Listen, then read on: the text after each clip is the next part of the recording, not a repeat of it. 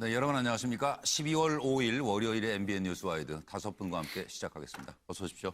네, 안녕하세요. 매 주말마다 전국 분수령이다. 전국 분수령이다. 이 소리 해온 지가 벌써 6차 촛불 집회까지 왔습니다. 분수령을 넘어서 대한민국은 과연 어디로 가고 있는 것일까요?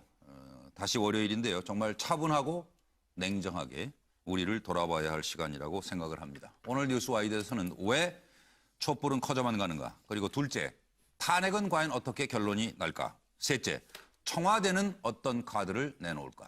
넷째, 탄핵 이후 시나리오 등을 자세히 살펴드리겠습니다. 먼저 촛불 속으로 들어가 봅니다. 격앙되는 민심 6차 촛불 집회. 청와대와 여당과 야당은 각각 무엇을 느끼고 생각하고 있을까요? 횃불이 된 촛불, 날이 갈수록 격앙되는 민심을 지난 주말 확인할 수 있었습니다. 대통령 3차 담화가 있었죠.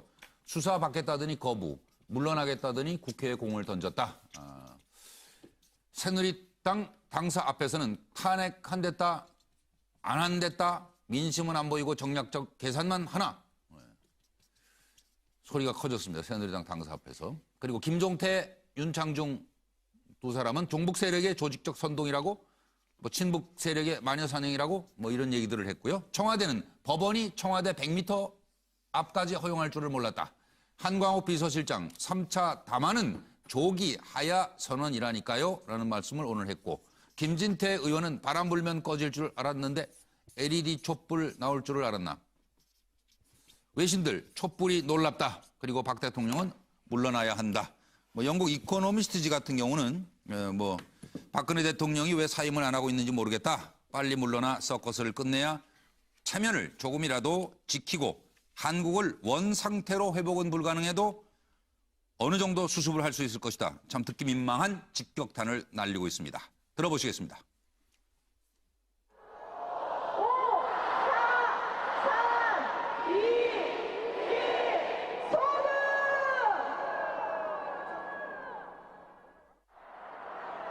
박근혜는 퇴진하라. 지금 당장 퇴진하라. 박근혜는 퇴진하라.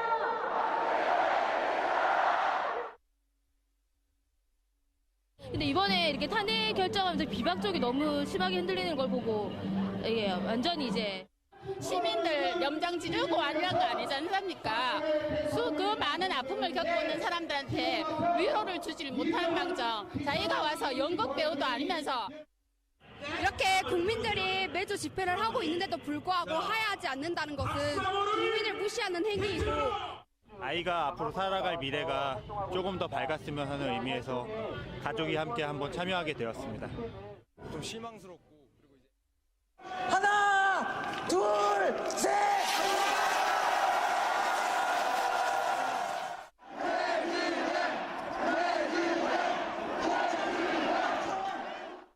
네, 청와대와 여야는 과연 민심을 어떻게 읽었을까요? 송국권 본부장부터 시작합니다.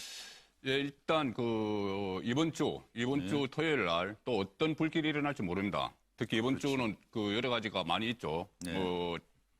탄핵도 표결에 들어가고 네, 네. 또 국정조사도 열리고 있고 예, 여러 가지 변수가 많고 대통령도 당분간 입장 표명을 할 것이라고 하죠. 그러니까 네. 일단 청와대 입장에서는 100m 밖까지 불길이 왔죠. 그러니까 예. 굉장히 지금 위기감을 느낍니다. 느끼기 때문에 대통령이 4차 담화를 발표할 것이라는 이야기도 나오고 네. 한강욱 비서실장은 이미 하야선은 한 거다. 예. 이렇게 민심을 되돌리려는 그런 마지막 최후의 노력을 하고 있는 상황이고 예. 여당 입장에서는 여당에도 불길이 왔어요. 어제 예. 새누리당 당사 앞에 그렇게 많은 사람들이 모여서 당기도 찍고 그런 행동을 했고 야당도 이 불길이 벌릴지 모릅니다. 예. 이번 탄핵 결과에 따라서 예. 탄핵 어떻게 보면 야당이 또 다른 책임론을 불러올 수 있어요. 이게 예. 만약에 부결이 되더라도 그렇기 때문에 지금 당장 비상국민 행동 이 촛불 집회 주최 측이죠. 예. 여기서 8일하고 9일 국회를 에워싸서 탄핵 압박하는 집회를 열겠다고 하죠. 예. 그렇게 되면 야당에도 불길이 번질 그럴 가능성이 높아졌죠. 네, 어느 누구도 민심으로부터 자유롭지는 못하다. 황태순 평론가 생각은? 새누리당은 아마 좌절했을 거예요. 아니, 청와대는 청와대요? 청와대는 예, 좌절했을 예, 거예요. 그러니까 예.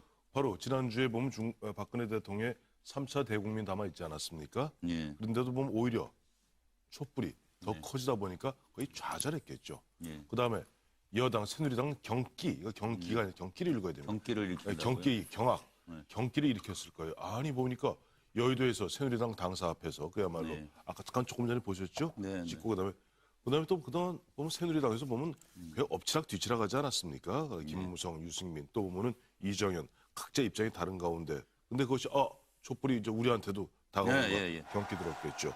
아직까지는 저는 야당 입장에서는 좀 기세등등한 것 같아요. 그러니까 예. 지금 어쨌든 뭐 물론 본인들이 주도적으로 이끄는 그런 촛불의 민심은 아니지만은 어제 촛불의 민심과 우리가 같이 간다 하는 측면에서 네, 아직은 그렇겠죠. 기세등등. 뭐 저는 좌절, 경기, 기세등등 등등으로 이렇게 판단. 분석해 보고 네. 있습니다. 황장수 소장으로 갑니다. 예, 저는요. 지금 청와대가 이렇게 내놓는 수를 보면 예. 길게는 일주일, 짧게는 한나절 만에 다 무너집니다. 예. 그 개헌을 국회에 가서 대통령이 연설해서 했을 때 예. 한나절 딱 만에 무너졌습니다. 그날 저녁에 이 태블릿 빛이에요. 그다음에 대통령이 정세균 의장을 국회로 찾아가서 국회 추천 총리를 이야기했을 때 예. 일주일 만에 모든 야당들이 다 탄핵 내지는 퇴진으로 돌아서 버렸습니다. 맞아요. 예. 그다음에 이번에 이제 3차 담화에서 국회를 보고 여야가 합의로 예. 자신의 퇴진 일정을 법 절차에 따라서 해달라고 참 신의 한순이 뭐니 그랬죠. 예. 제가 한 일주일 갈 거다 이랬는데 5일 만에 끝나버렸습니다. 예. 그러니까 지금 뭔 수를 쓰더라도 국민들은요 다 알고 있는 겁니다. 그래서 꼭 머릿수를 갖다가 이 시군중이 얼마나 오느냐 이걸 의식해야 하느냐. 청와대는 토요일 날 생각보다 이거 많네. 골치 아프다. 네. 자, 여당에는 이제 같이 죽을 수는 없다. 빠져나가자. 예. 야당은 금요일 날 탄핵 해부를 잘했네. 네. 금요일 날 안 해놨으면 우리도 같이 떠내려갈 뻔했다. 그러게요. 이렇게 생각을 합니다. 예. 차전 교수님. 예, 저는 뭐 청와대는 오발탄, 예. 여당은 천막, 예. 야당은 죽비를 생각하지 않았을까 하는 생각인데요. 예. 청와대는 뭐 11월 29일 3차 대통령의 담화를 통해서 예. 임기를 포함한 자신의 거취를 국회에게 넘긴다. 네. 일종의 자기 그 정치적인 희생의 모습을 보이면 아마 좀 여론이 돌아오지 않을까. 그리고 또 버선발로 또 서문시장까지 쫓아내려가서 예. 화재 진압 현장까지 갔지 않습니까? 예. 이러한 부분들이 아마 이제 촛불 민심을 좀 끄트리는 데 도움이 될 거다 생각을 했는데 나름 생각하고 했는데 이것이 네. 오히려 국민들이 오발탄. 그 분노에 기름을 끼얹는 네. 그런 식이 됐다 해서 이 참 큰 오발탄을 쏘았구나 생각을 했을 것 같고요. 여당의 입장에서는 이번 촛불 집회가 처음으로 이 새누리당 앞에서 2만 명이 모여서 했지 않습니까? 아마 지금 새누리당 뭐 지금 의원들뿐만 아니라 당원들도 2004년도 그때 대선 자금 때문에 천막 당사로 이동할 수밖에 없었던 예. 그만큼의 절체절명의 위기를 느끼지 않았을까. 예. 그 천막이고요. 야당은 이번에 2일날 지금 그 탄핵안 표결 문제 때문에 서로 엇박자를 내지 않았습니까? 거기에 대해서 국민의당한테는 이 상당히 좀 그거를 망설인다 해서 막 홈페이지가 마비되고 당의 전화가 빗발치듯이 그런 여러 가지 상황들을 이 국민들이 이번 또 이 촛불 민심에서는 더 강력한 목소리로 지금 이 야당에 대해서도 각성을 촉구했거든요. 그래서 아마 이 야당의 어깨에 대는 내리치는 하나의 죽비로 들리지 않았을까 하는 생각이에요. 이제 양문석 박사로 갑니다. 예, 제가 판단하기에는 예. 푹 예. 머리를 숙이는 그다음에 하들짝 놀라면 헉 네. 또 야당은 쭉이라고 생각을 합니다. 사실상 뭐 합리적 보수 세력들이 박근혜 대통령의 현재의 1차, 2차, 3차 담화를 보면서 예. 그런 생각을 하지 않을까요? 연쇄 담화범 또는 연쇄 방화범. 네. 한 번 담화를 할 때마다 촛불이 50개, 뭐 50만 개 이상이 계속 더 소모를 시킨단 말이에요. 예. 더 거리로 점점 더 많이 나오면서 모이니까. 그러면 이 예. 촛불이 계속 타고 있는 촛불을 태우는 연쇄 방화범 정도로 생각하지 않을까. 예. 그럴 정도로 청와대는 3차 담화 이후에 뭔가의 변화 그리고 야당의 분열을 그 제대로 노렸다 그리고 제대로 때렸다 하면서 비박계를 떼어내는 과정들에 대한 일말의 기대감이 있었는데 예. 사실상 232만 명이 거리로 나왔던 지난 토요일을 보면서 예. 비박이 급격하게 흔들리는 과정을 보면서 더 이상의 정치 공작은 통하지 않는구나라고 네. 하면서 머리를 숙이고 있지 않을까. 예. 그리고 이제 여당은 비박뿐만 아니라 사실상 친박마저도 헉 하면서 앞서 그 말씀들 하셨지만 같이 죽을 수 없다라고 하는 생각들을 할 가능성이 높다. 그리고 야당은 자잘하고 사소한 이 분쟁과 분란들이 있었지만 일관되게 다시 뭉치고 약간 흩어졌다가 다시 뭉치는 일관성들 보이면서 쭉 이대로 가자라고 생각을 하는 지금 주판알을 튀기고 있지 않을까 그렇게 생각을 해봅니다. 어쨌든 뭐 길은 하나죠. 뭐 어느 길로 우리 정치권이 갈까 궁금해지는데요. 이 와중에 지금 뭐 최순실을 비롯해서 청와대 뭐 참모진들이 관련자들이 지금 국정조사 청문회에 출석하지 않지 않습니까? 네, 대부분 출석 안 하죠. 그 노림수가 뭔지 이걸 좀 잠깐 짧게 짚고 넘어가도록 하겠습니다. 들어보시고 차례로 답변을 듣겠습니다. 대통령 비서실장께서는 최재경 민정수석 비서관에게 연락해서 지금이라도 빨리 국회에 출석도록 조치하시고 대통령 경호실 차장도 경호실장이 국회에 직접 참석해야 한다는 것이 우리 국회 국정조사 특별위원회의 입장임을 반드시 전하기 바랍니다. 네, 뭐 늘 겪는 일입니다만 국정조사 무슨 출석 체크하다 마는 건가요? 이거 손꼽아보면. 그러니까 뭐 어떻게 다 이렇게. 예, 그대로 말씀드리면 최순실 씨 같은 경우는 소위 말해서 배째라라는 그런 인식 같은데 제가 그렇게 이왕 살 수는 감옥 없고. 들어와 있는데 뭘 부르고 뭐 해 이런 심정이겠죠. 뭐. 그렇죠. 안 때려라 뭐 이런 심정이겠죠. 뭐. 그러니까 뭐 국민 별 낯이 없어서 그런 게 아니고 이 특검에서 본인이 나서 그 말을 했다가 나중에 특검에서 빌미가 될 수 있고 그러네요. 그런 것 때문에 안 나오는 것인데 이것보다는 가장 근본적인 원인은 지금 말씀하신 것처럼 뭐 내 이렇게 구속까지 된 마당에 뭘 내가 나가서 하느냐 그런 심정일 겁니다. 그리고 이게 오늘 언론에 보면 대개에서 그런 말이 나왔던데 이 조폭 수사를 하면서 이 어떻게 삥 뜯긴 상인만 터느냐 이런 말이 나온다고 해요. 왜 그러냐면은 오늘 내일은 그 대기업 총수 9명이 다 나오죠. 다 나와서 다 이야기를 합니다. 그 청문회를 진행을 하는데 그 모레 진행된 그 청문회에는 최순실 씨 안 나오죠. 안 나와요. 뭐 오병호 진수석 안 나오죠. 그 거의 다 안 나옵니다. 안 나와요. 그 핵심 그러니까 소위 말해서 이 조폭처럼 이렇게 사회를 삥 뜯은 뭐 각계에서 삥 뜯은 이 사람들은 안 나와요. 소위 공직에 있던 분들은. 그러니까요. 그러니까 오히려 나와서 책임 있게 이야기해야 될 사람들이 안 나오고 오히려 기업인들이 삥 뜯다는 표현은 좀 그렇지만 어쨌든 기업인들이 내일 나오니까는 뭐. 기업 재계에서 그런 불만이 나오고 있는 거죠.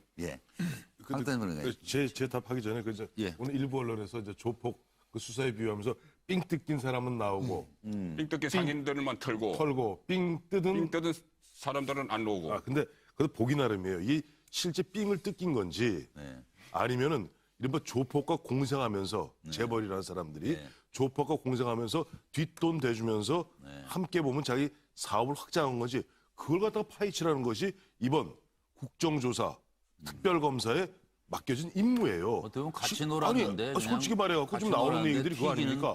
삥을 뜯긴 줄 알았더니 알고 봤더니 삥 요만큼 투자해놓고 자기들 돈을 이마에 벌었거든요. 그럼 도대체 이게 삥을 뜯긴 겁니까? 아니면 조폭을 고용한 겁니까? 그런 부분들을 국정조사나 특별검사에서 파헤쳐달라는 얘기고. 하루 이틀 장사하셨어요? 저요? 아니. 하루 이틀 얘기하는 생각나는 게 하루 있네요. 이틀 장사하셨어요? 2002년입니다만은 2001년 2년에 당시 이익희 씨라고 있어요. 현대증권. 이익희 씨 회장이 법정에 나와서 바이코리아. 바로 그겁니다. 나와서 한 얘기가 당시 현대에서 당시 국민의 정부 등등에게 뭐 등등등해서 한 500억, 한 600억 가량에 그러니까 대북 송금 빼고 대선 자금을 총선 자금을 한 5, 600억 내고 자기들이 이익 얻은 게 무려 150배라는 얘기를 증언한 적이 있어요. 그야말로 이 삥을 뜯긴 건지 아니면 삥을 뜯긴 게 아니라 삥을 슬슬 주워가면서 조폭들을 키워온 건지 밝혀야 되고요. 이 와중에 왜 안 나오냐고요?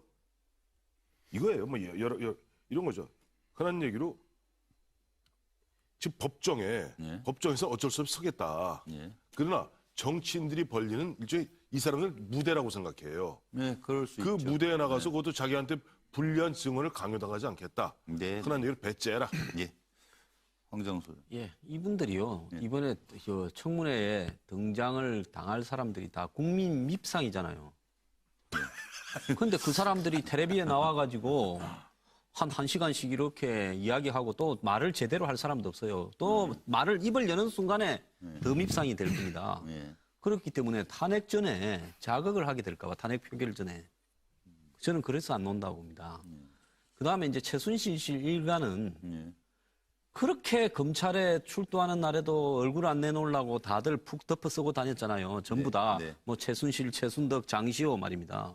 어떻게 해가 지킨 얼굴인데 국회 가가지고 이렇게 모자 눌러 쓰고 이 머플러 두르고 이렇게 이러면 뭐라고 그러겠습니까? 이 특위위원장이 정인 옷 다 벗으라고 할 거 아니에요. 그러니까 얼굴을 지켜야 되겠다. 그래서 앞으로도 오랫동안 해먹어야 되는데 얼굴이 국민한테 알려지면 안 되지 않습니까? 그 다음에 이제 안종범 씨나 이런 어떤 그 측근들은, 청와대 측근들은 가서 뭐라고 했습니까? 대통령을 갖다가 다 했다라고 찌를 수도 없고, 그렇다고 자기가 다 안고 갈 수도 없고, 그러니까 안 가는 게 상책이다. 대통령도 볼 거 아니에요. 국정조사 하지 말아요, 그러면?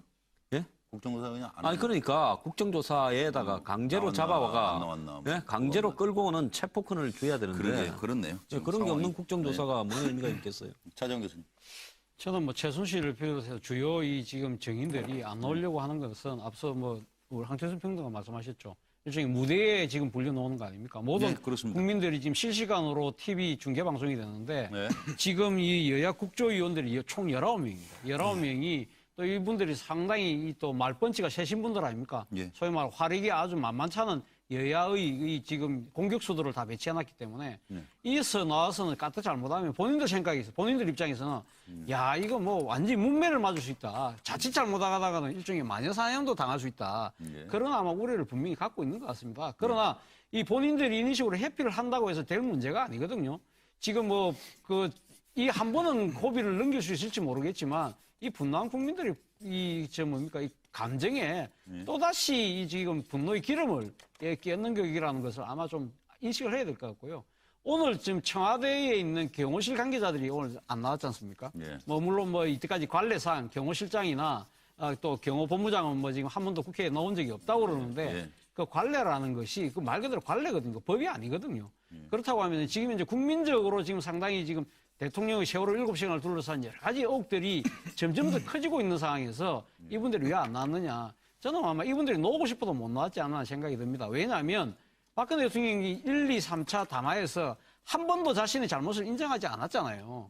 이런 상황에서 지금 이제 대통령의 경호를 책임진 사람들이 여기 나와서 뭐사라 가타부타 말을 한다는 것 자체가 대통령 심기를 얼마나 불편하게 하겠습니까?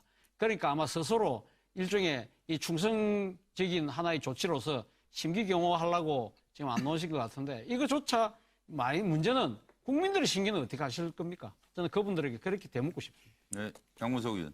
저는 황태순 평론가 말씀하셨던 권력과 재벌의 관계에 있어서 권력이 조폭이고 재벌이 삥 뜯기는 사람이냐 안 그러면 재벌이 권력을 고용한 뒷돈 대주는 물주냐 이 부분들을 밝혀야 된다 이야기를 할 때 정말 화들짝 놀랐습니다.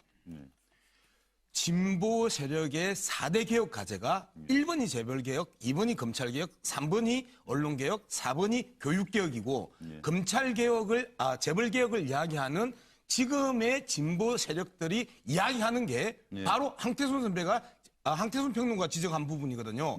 그러면 재벌개혁이 진보적 의제냐, 보편적 가치냐라는 측면에 있어서 자칭 보수주의 황태순 평론가가 저러한 재벌개혁에 가까운 발언을 함으로써 저거는 진보적 의제가 아니라 보편적 가치네라는 확신을 줬다는 측면에서 상당히 화들짝 놀랬다라는 부부분들을 말씀드리고 그다음 이제 이 내용으로 돌아가서 불출석이 쌉니다. 불출석이 출석하지 않아서 받는 그 페널티가 훨씬 싸다. 두 번째, 꼬투리 말실수해서 꼬투리 잡히는 것보다 맞아요. 침묵하는 게 싸다. 이런 측면에서 본다라면 저 사람들의 그 계산기 안에 있어서는 불출석하는 게 훨씬 남는 장사지요. 이상입니다. 네. 그리고 보니까 지금 듣다가 최순실 씨 관련해가지고 최순실 씨 들어왔을 때 변호인이 했던 말씀 기억 혹시 나시는지 모르겠어요. 한번 듣고 다음으로 넘어가겠습니다. 제가 이제 좀 걱정스러운 거는 본인이 건강이 좀 안 좋다는 걸 호소하기 때문에 검찰에도 이런 얘기를 전달했습니다. 그래서 이런 부분은 뭐 조사를 하더라도 조사 과정에서의 인권도 조금 고려되면 좋겠다는 것이 이제 제 변호인의 생각이니까 참작해 주시고. 네. 지금 뭐 얘기 듣고 나서 뭐 생각나시는 거 있으세요? 인권 얘기를 막 하시네요, 지금 장관께서. 인권은 이 국민을 갖다가 전부 무시한 사람한테는 해당이 안 되죠. 예. 인권은 주장할 만한 사람이 해야지. 정조도 보호 받은 사람한테만 보호해준다. 이런 이야기도 있었지 않습니까? 인권도요. 인권을 주장할 만한 사람한테만 인권을 갖다가 덜먹이게 해야 됩니다. 네. 그리고 이제 처음에 공황장애 얘기 있었는데 그게 좀 허구일 가능성이 있다 이런 얘기도 나왔고. 아니 근데 공황장애 뭐 지금 얘기하니까 뭐 구치소에서 내복으로 뭐 겨울나기 준비하고. 김경진 의원이 밝혔잖아요. 신경안정제 아니, 반입이 없었다는 거 아니에요. 네. 없었는데 또 갑자기 오늘 불출석 사유로 뭐냐니까 공황장애 등으로 인해서 출석이 또 어렵습니다. 그러니까 김경진 의원이 밝힌 대로 아니 그동안 그러면 구치소에서 한 달 동안 그럼 공황장애 약 안 드시고 뭐 했습니까? 많은 게 치료되는 것 같아요. 구치소에 가서 그렇죠. 마음을 이제 가다듬고 가만히 그래서 아마 보니까. 구치소로 갔다가 있다 보면 가끔 학교라고 들락날락하는 부르는 것도 모양이에요. 그렇습니다. 6시 26분 지나가고 있습니다. MBN 뉴스 와이드. 뭐 100여 시간 남았다고는 하는데 과연 탄핵까지는 별일이 없을까요?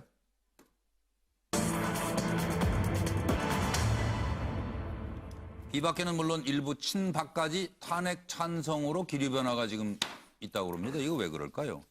네. 배경을 어떻게 생각하시는지, 그리고 친박 새누리 지도부 어떤 노림수를 가지고 있는지, 더불어민주당, 국민의당 으르렁대는 이유 등을 살펴보겠습니다. 자, 탄핵 카운트다운, 남은 100시간의 싸움. 3차 담화는 조기 하야 선언이다. 곧 날짜에 대해 결단을 내릴 것. 한광호 비서실장이 이렇게 밝혔습니다. 대통령이 곧 날짜 결단을 내릴 것이다. 그래서 내일 뭐 담화 예정돼 있다는데 이제 그게 궁금해지는 거죠. 박 대통령 4월 퇴진 당론을 수용할 것. 탄핵 표결, 자유투표, 집단 퇴장, 지금 지도부가 뭐 이런 이제 궁리를 하고 있는 것이고요. 새누리당 비상시국회의에서는 35명 이상 탄핵 찬성, 친박도 3명 이상 탄핵 찬성할 것이다. 이런 얘기가 나왔습니다. 야3당에서는 돌아올 다리를 불살랐다. 9일 탄핵 고다. 부결되면 촛불에 국회가 불탈 것이다. 이정현 대표, 내가 장 지진다고 했었나? 오늘 기자들 만나서 여러 설명을 하시더군요. 그리고 안철수 전 대표, 민주당 명예퇴진 카드로 뒷거래한 거 아니에요? 이랬다가 지금 시끄럽습니다. 추미애 대표가 강철수 씨 무리수 두지 마세요 하시지 않을까요? 자, 망설이던 비박계 탄핵으로 돌아선 진짜 이유는 뭘지. 엄중한 탄핵 정국에 으르렁대는 민주당과 국민의당은 또 왜 그러는지 살펴드리겠습니다. 여야 합의에 이르지 못한다면 비상시국회의는 9일 탄핵 표결에 조건 없이 참여할 것입니다. 대통령의 입장 표명과 별개로 저희들은 9일 표결에 참여하기로 의견을 모았습니다. 대통령과 청와대로부터 면담 요청이 오더라도 현재로서는 이 만남은 적절치 않다라는 결론에 내렸습니다.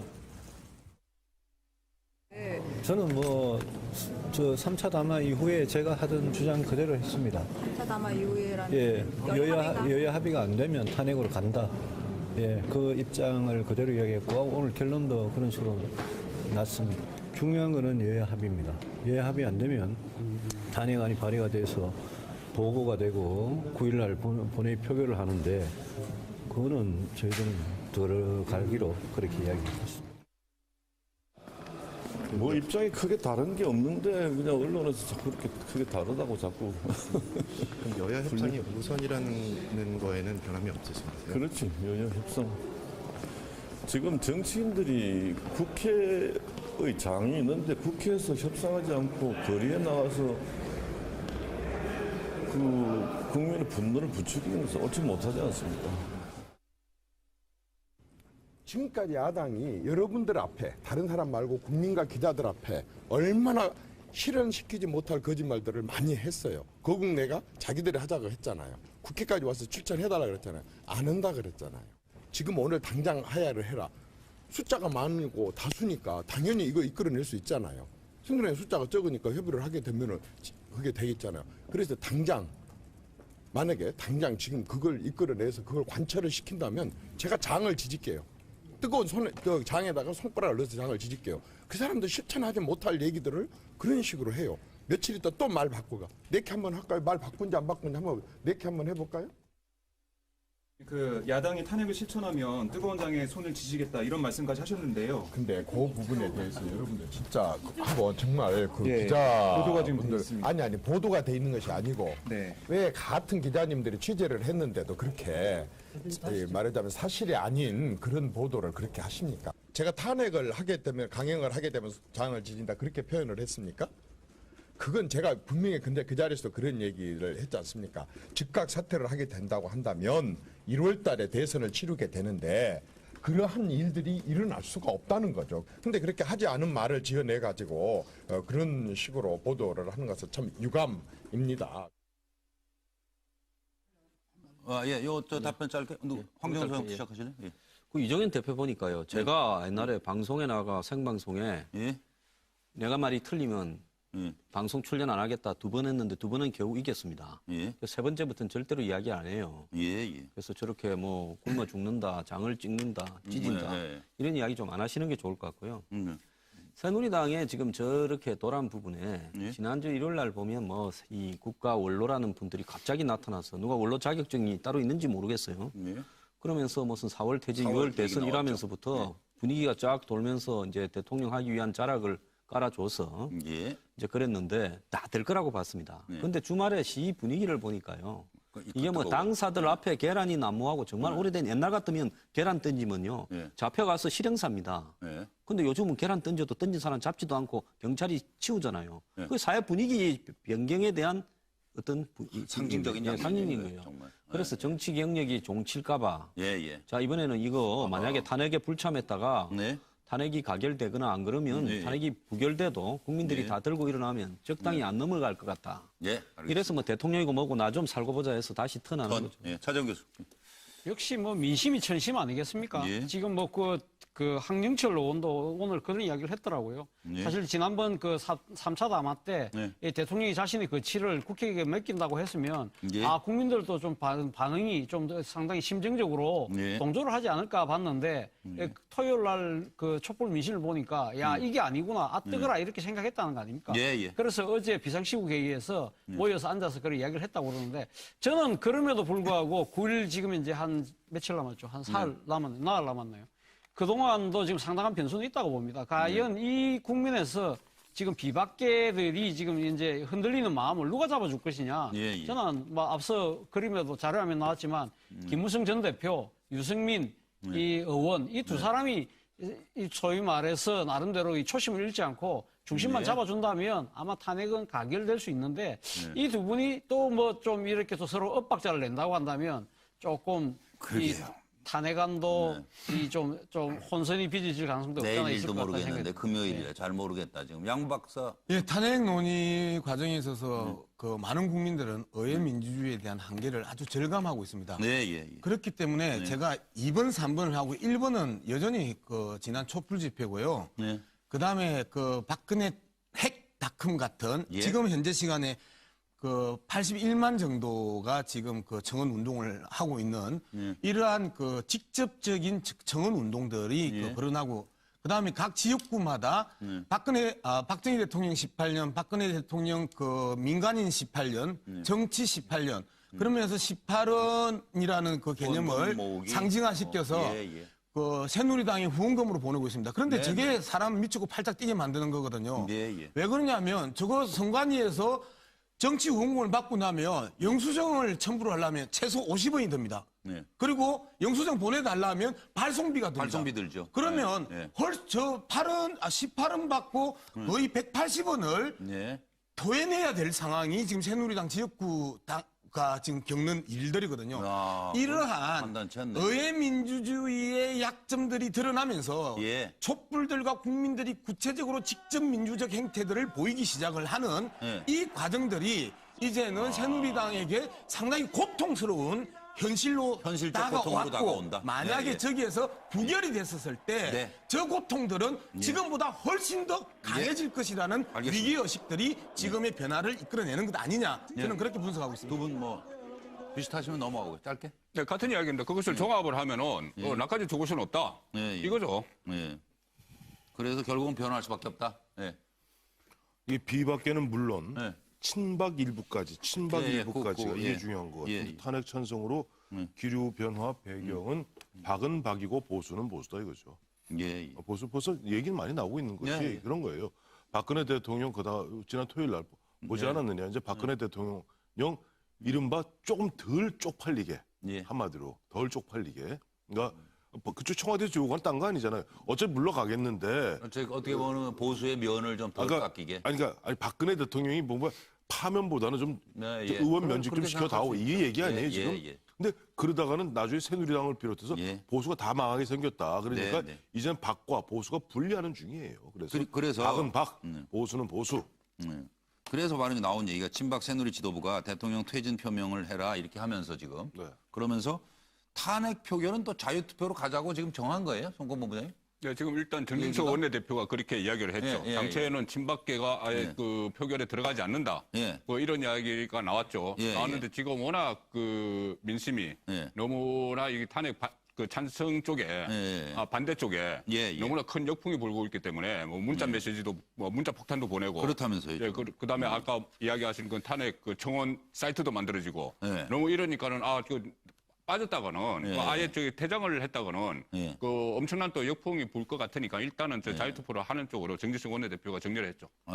어떻게 보면 정진석 원내대표 노림수에 대해서 한 말씀씩 하고 좀 넘어가겠습니다. 뭐 정진석 원내대표 입장에서는 소속 당 의원들 보호하는 거예요. 마지막까지. 왜냐하니까 자 예를 들어서 누구는 들어가고 누구는 안 들어가고 하면 갈라져 버리잖아요. 눈에 확 드러나잖아요. 꼭 투표를 알게 되죠. 그러니까 실제 보면 무기명 비밀 투표를 할지라도 거기 들어간 사람과 들어가지 않으면 헷갈리게 되거든요. 네, 그러니까 맞아요. 다 들어가서 반대표를 찍는 한이 있더라도 들어가서 의원들을 보호하는 것이고 앞서도 말씀드렸습니다만 지금 새누리당 일부 이제 보면 일반 주류 쪽에서 나오는 이야기도 뭐냐니까 이미 지금 야권의 유력 대선 주자들은 이미 박근혜 대통령이 중도 가야 한다고 했기 때문에 이미 대선은 내년 중도에 있는 건 12월이 아니에요. 빠른 뭐 3월, 4월, 5월, 6월 있단 말이에요. 그러면 이미 야권의 유력 후보들은 열심히 지금 보면 대선 표밭을 일구고 있는데 사실상 새누리당 그야말로 계속 내놓을 주자가 없다. 아니 주자의 문제가 아니죠. 매일 가서 주워 맞기 바쁘거든요 지금. 그러니까 이럴 바에는 박근혜 대통령 분리하는 게 낫다 하는 것이 그 내부적 전략. 잠깐 준비된 내용 듣고 와서 또 말씀 이어가도록 하겠습니다. 청와대에서는 당론으로 정한 그 내용 또 원로들께서 요구를 하셨었던 그런 내용 이런 부분들에 대해서 존중한다라고 하는 것으로 저는 파악을 하고 있습니다. 저는 청와대가 그 부분을 받아들일 것으로 그렇게 생각을 합니다. 하여튼 제가 파악한 분위기는 그렇습니다. 탄핵 절차에 돌입하게 되면 저희 당 의원들도 다 참여를 해서 개개인이 헌법기관인 만큼 양심에 따라서 투표를 하는 것이 옳다. 이것이 저희 일관된 생각입니다. 그래서 그런저런 문제들을 논의를 좀 해봐야 되겠습니다. 다음 황정수 소장 생각하는 뭐 노림수라 할까? 새누리지도부. 딴게 아니라 뭐 들어가면 일단 찬성 찍었는지 반대 찍었는지 개별별로는 구분이 안 되니까 물을 좀 타보겠다 이건데요. 만약에 부결이 되면 그건 새누리당 의원들이 28표가 안 나온 거 아니겠어요? 그거는 확실하죠. 그거는 확실하죠. 그러면 그때는 뭐 개개인별로는 이 화살을 좀 피할 수 있다 다행스럽게 생각할지 모르겠지만은 아마 비박 사람들은 나는 찍었다고 이제 나중에는 다 밝힐 겁니다. 그러면 누가 찍고 누가 안 찍었는가가 어차피 나오게 돼 있어요. 찍은 사람은 밝힐 수 있죠. 예, 그래서 저렇게 밝히겠죠. 자유투표를 한다라는 게 그나마 뭐 다행스럽다 이래 볼 수도 있지만 저것도 굳이 저렇게 말을 하는 것도 비겁하다 봅니다. 차라리 안 찍으려고 하면요. 안 들어가지를 마세요. 그래서 저런 식으로 하는 부분에서 국민들이 결과가 안 좋게 됐을 때는 제가 볼 때 알아서 다 심판할 겁니다. 이거 참 이거. 네, 그 토요일 날 그 다음 날부터 아마 이거. 모두가 수습 불가능한 상황이 벌어질 거예요. 차정 교수. 근데 지금 뭐 새누리 지도부가 지금 자유투표만 이야기하는 것이 아니라 대통령이 퇴진, 4월 퇴진을 못 박아서 지금 이야기하고 있는 거 아닙니까? 맞아요. 그렇잖아요. 그러면 일종의 저는 뭐 대통령이 또 다른 대통령이 덫이다. 예. 그런 생각을 지울 수가 없습니다. 지금 뭐 이 새누리당 의원들 입장에서는 보면 누구의 덫이라고요? 대통령이 쳐놓은 덫이라고요? 또 다른 덫일 수 있죠. 아까 그 뭐니까 3차 담화에서 본인의 거취를 던질 것처럼 해서 우왕좌왕하게 만들었지 않습니까? 근데 지금 이번에는 지도부가 4월이라는 걸 딱 명시해서 그럼 대통령이 받으라고 던지고 자유투표 한다고 하는데 이 정도로 하는데 가면 우리 당 소속 의원들이 이렇게 형식적으로는 자유투표 형식을 주지만 이 정도로 가면 여러분들이 알아서 처신을 해야 될 거 아니냐. 나름대로 정치적 의리 이런 부분들을 이야기하면서 또 머리 아프게 만드는 하나의 덫인데 뭐 이번에는 뭐 그런데 그 덫에 이 새누리당 뭐 비박계든 친박계든 별로 그렇게 그 덫이 흔들리지 않을 것 크게 효용 가치가 별로 없을 것 같아요. 그렇게 판단하시고 양현. 지난 주말에 기본적으로 자고 우면의 여지들을 촛불이 확 다 태워버렸어요. 자고 우면의 그러니까 바로 그 다음 날 그냥 다 바로 결정해버려요. 정치 계산, 정치 공작, 정치 조작 모든 잔머리를 굴릴 수 있는 모든 영역들을 촛불이 다 태워버렸기 때문에 이제는 더 이상 수습 불가능하다. 그리고 또 한 번의 정치적 공작들을 넣기 위한 그 어떤 작전도 안 통한다라고 봤기 때문에 자유투표 카드를 꺼낼 수밖에 없었던 거.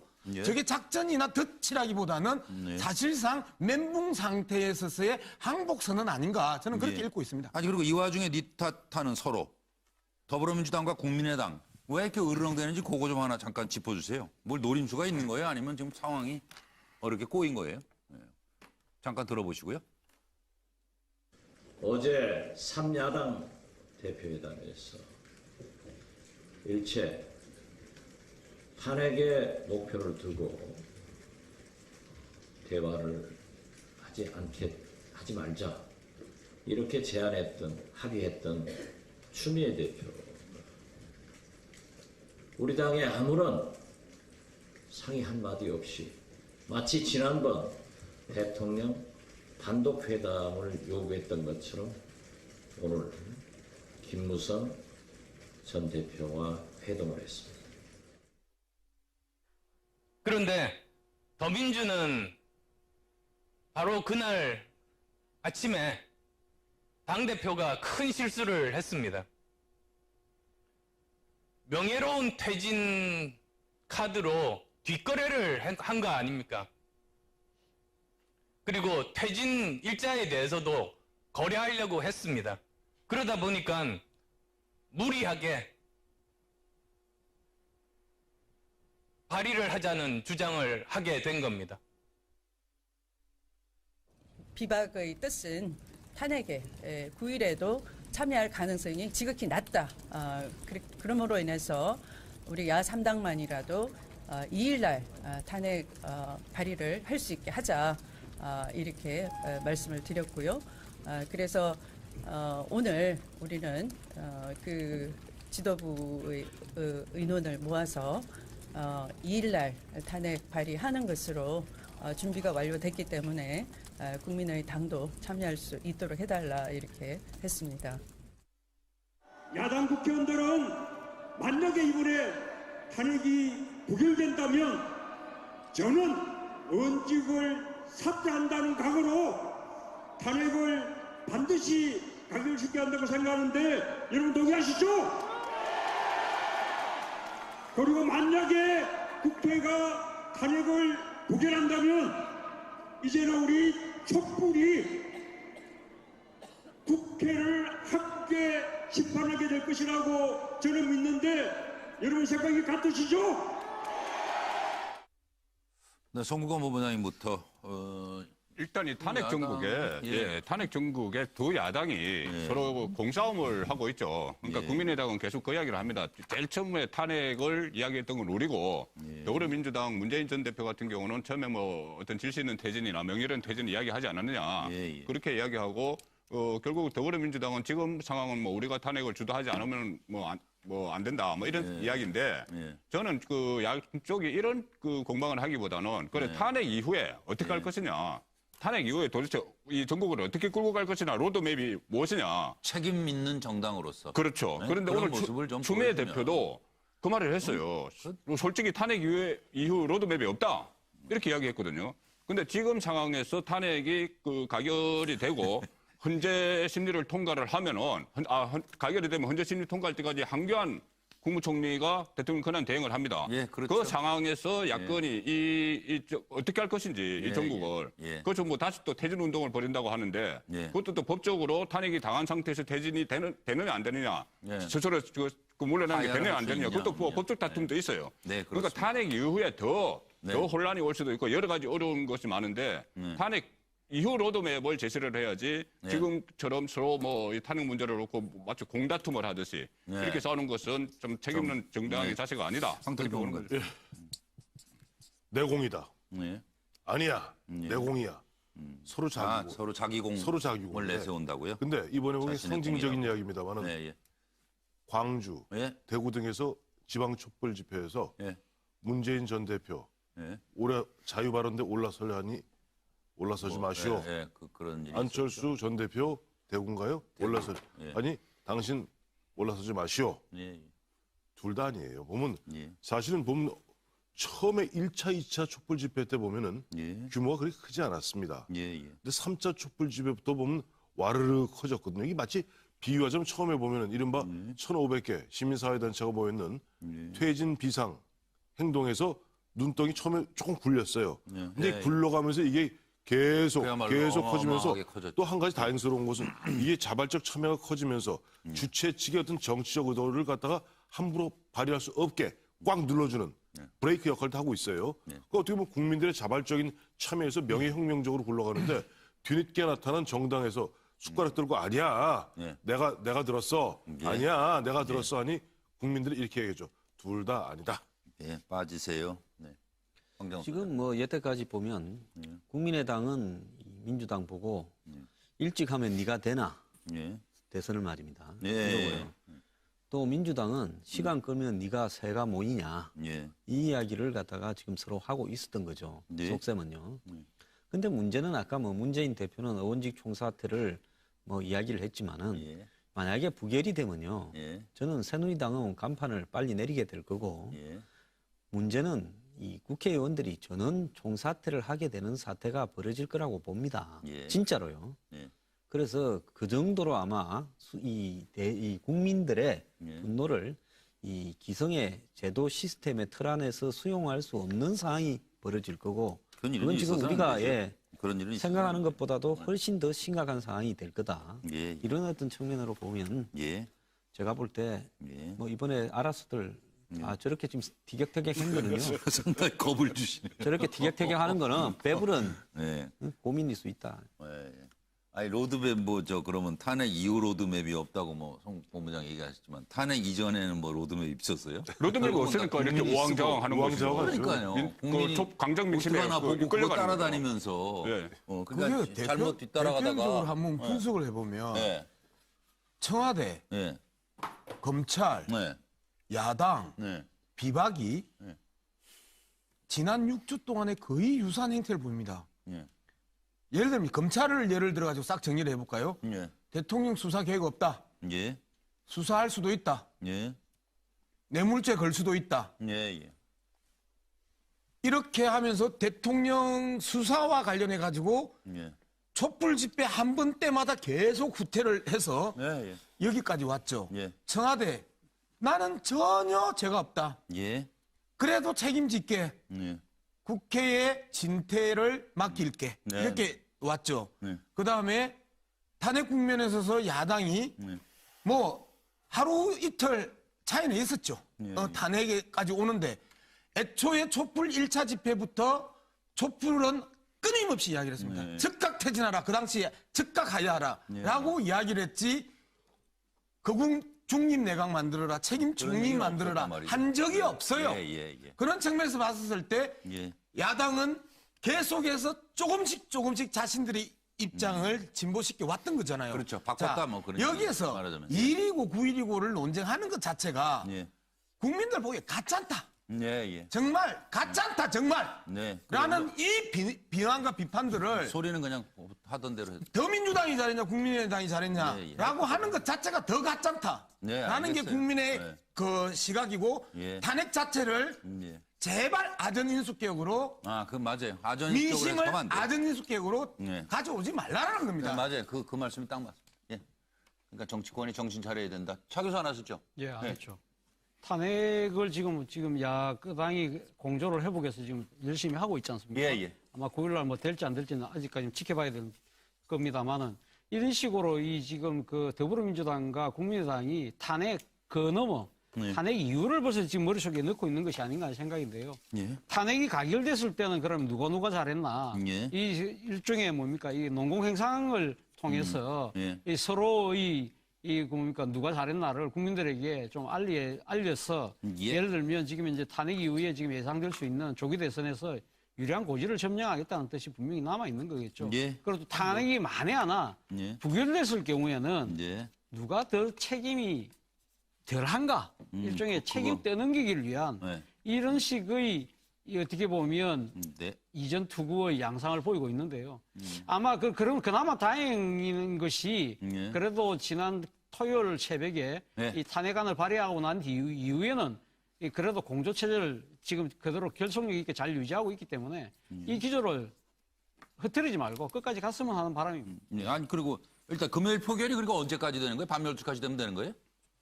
탄핵안 회기가 끝나잖아요. 회기가 끝나는 예, 거예요? 회기 끝날 때까지죠. 9일 날이 마지막 차수 변경은 안 마지막 되죠. 차수 왜 차수변경이 안 되니까 이 정기국회고 12시. 정기국회 12시. 마지막은 12시 자정까지니까. 그러니까 제가 12시. 그러니까 만약에 더 뒤에 있으면 차수 변경이 되는데 예. 차수 변경이 안 됩니다. 그러니까 정기국회는 12월 9일까지니까. 그러니까 12월 9일 밤 12시를 지나서 우리는 과연 어떤 정치권의 모습을 보고 있을지 탄핵이 가결될까요? 부결될까요? 그에 따라서 정치권에 생길 일들을 지금부터 짚어보도록 하겠습니다. 운명의 9일입니다. 금요일 탄핵안 가결. 갑자기 노무현 전 대통령 그 탄핵안 가결됐던 그날 KBS에서 방송 진행하고 있었는데 심장이 멎는 것 같더군요. 정말 어마어마했어요. 그게 2004년 3월 12일인데 저는 일생 그리고 정치적으로 크게 충격 두 번 받았던 게 첫 번째가 사실은 대학 다니던 시절에 어느 날 토요일 아침에 일어나니까 박정희 대통령이 돌아가셨다는 거예요. 정말 충격받았어요. 두 번째 충격받은 게 그날 아침 그 잊을 수가 없어요, 저도. 대한민국 대통령의 탄핵이라면 닉슨만 생각했지. 대한민국 대통령이 탄핵 소추가 된다고 느꼈던 게 바로 3월 12일이에요. 그때 저는 대구에서 선거운동하다 그걸 들었는데 그때 한번 기절한 적이 있습니다. 그러니까 지금 이제 정치권에 생길 일들을 한번 저희가 판넬로 정리를 해드리고 뭐 여러분 생각을 여쭙도록 하죠. 임기단축. 내년 4월 30일 퇴진이 새누리당 당론입니다. 그럼 사임 후 60일 이내가 돼서 6월 말에 대선이 치러지고 인수위 기간 없이 바로 차기 대권을 잡은 대통령의 임기가 시작됩니다. 이게 불행이에요, 사실. 네. 인수위 그리고 기간이 없습니다. 인수위 기간이 없습니다, 이때는. 바로 맞교됩니다. 그리고 내년 2, 3월에 퇴진한다. 여야가 임기 단축에 협의한 것을 전제로 한 얘기입니다. 만약에 대통령이 뭐 이번 주라도 불가능한 건 아니죠. 어쨌든 내년 2, 3월 퇴진을 여야 임기 단축 협의를 통해서 이뤄내고 만약에 탄핵으로 안 간다. 그럴 경우에는 4월, 5월에 이제 대선을 치르게 되고 이 역시 인수위 기간 없이 임기가 시작됩니다. 탄핵 쪽으로 가서 가결될 때 1월 말 탄핵 결정, 3월에서 5월 탄핵 결정. 이건 뭐 양쪽 주장이 달랐던 거예요. 그럼 이렇게 되면은 3월 말 대선, 3월, 5월 탄핵 결정, 5월, 7월 대선. 새누리당 갈등이 심화될 것이다. 가결되면. 그리고 탄핵 부결되면 전국 교착되고 탄핵안 재발의의 가능성은 있죠. 그렇지만 거국 내각 협상이 벌어진다든지 또 야당은 정권 투쟁, 여당은 역풍을 우려하는 상황이 되지 않을까. 하여튼 복잡해집니다. 들어보시죠.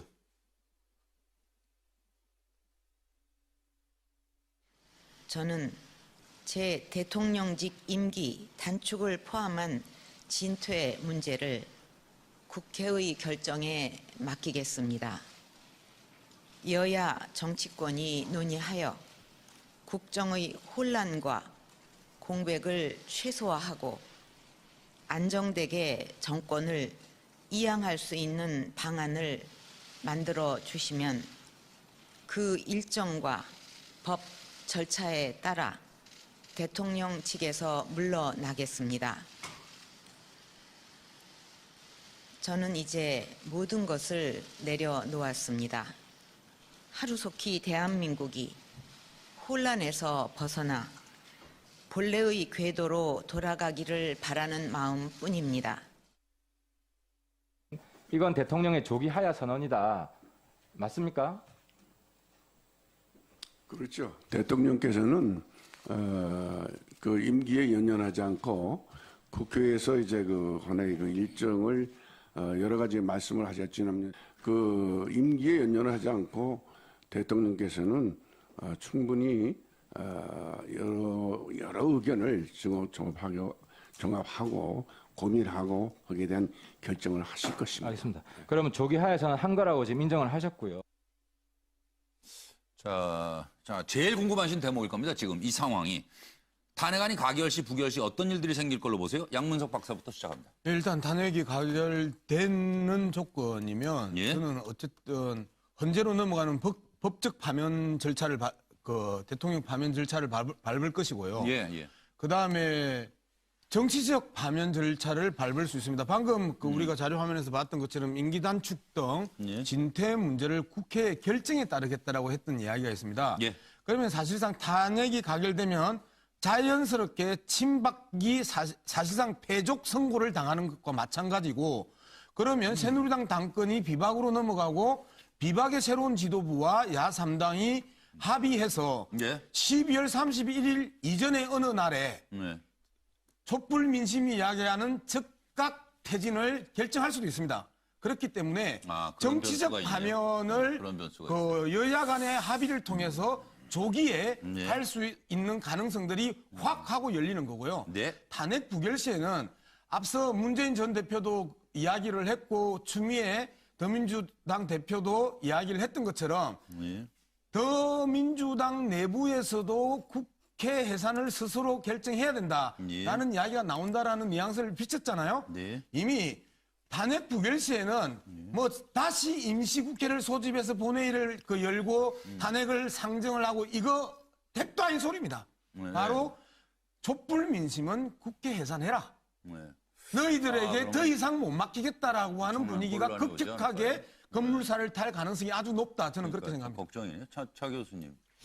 뭐 저도 생각이 비슷한데요. 저는 뭐 탄핵이 가결되면 아마 새누리당이 쪽박, 말 그대로 저는 새누리당이 이 분당 국면을 넘어서 새누리당이 당 간판을 내리고 아마 공중분해가 되지 않을 가능성이 높다.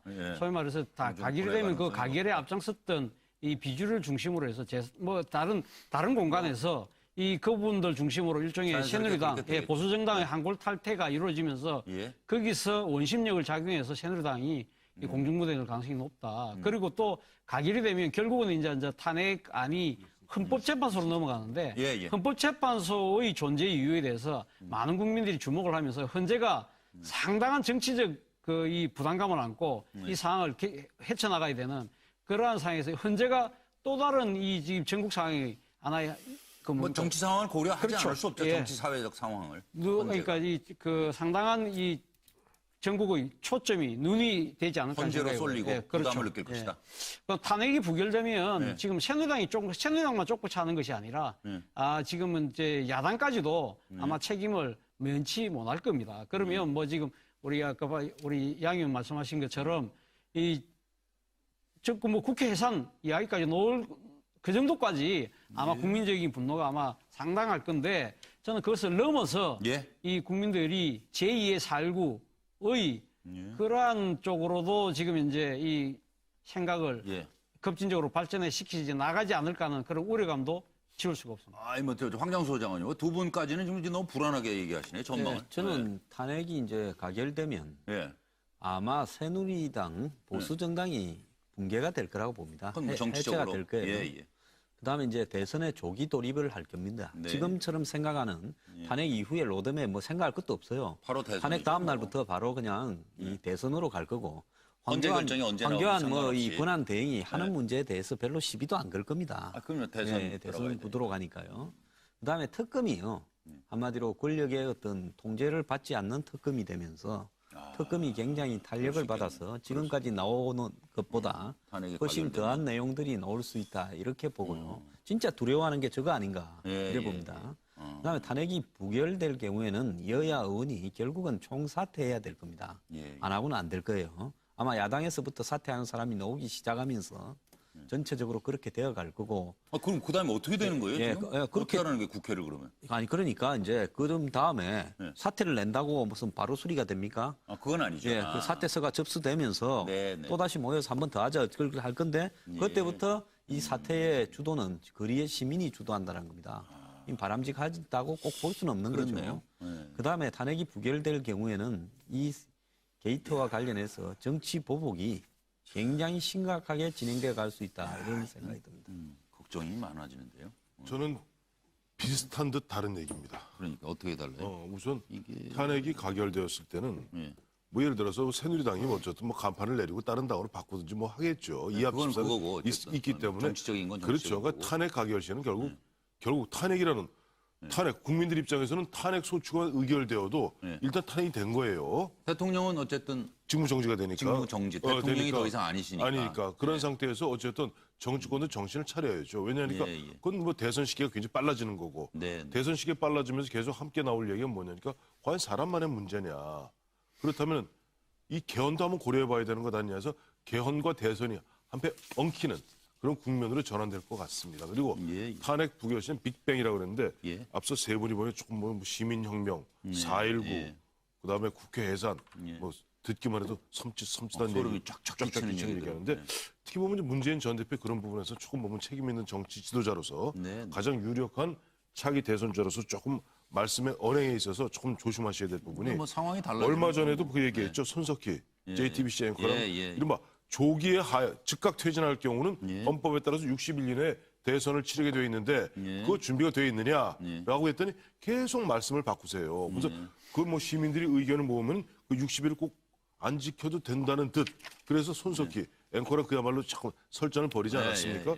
조금 전에도 말씀하셨는데 국회 해산하는데 지금 대한민국의 국회 해산할 수 있는 방법이 그야말로 국회의원들이 전원 다 사퇴하면 모르겠으나 또 전원 사퇴한다고 어떻게 처리해요? 그러니까 그 국회의장이 그러니까 정치적인 정치적인 수사 레토릭인데 그런 부분에서 지금 국회 해산에 이렇게 제가 기억하는 건 72년이죠.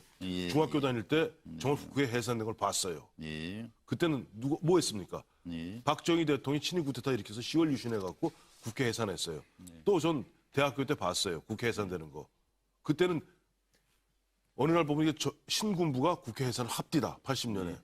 그 외에 지금 현재 과거 유신 헌법이나 50헌법에는 국회 해산할 수 있는 조항이 있었을 때 지금 국회 해산할 수 있는 방법은 없어요. 물론 그러니까 아무리 추억으로만 놔두시면 되고요. 그런 일이 생길 일도 없고. 참 얘기하니까 참 겁이 나요. 그런 생길 일 없고 저기 그 총고문장 뭐 말씀 전에 아까 이제 언뜻 그 얘기 나왔죠. 여야 조기 퇴진 합의.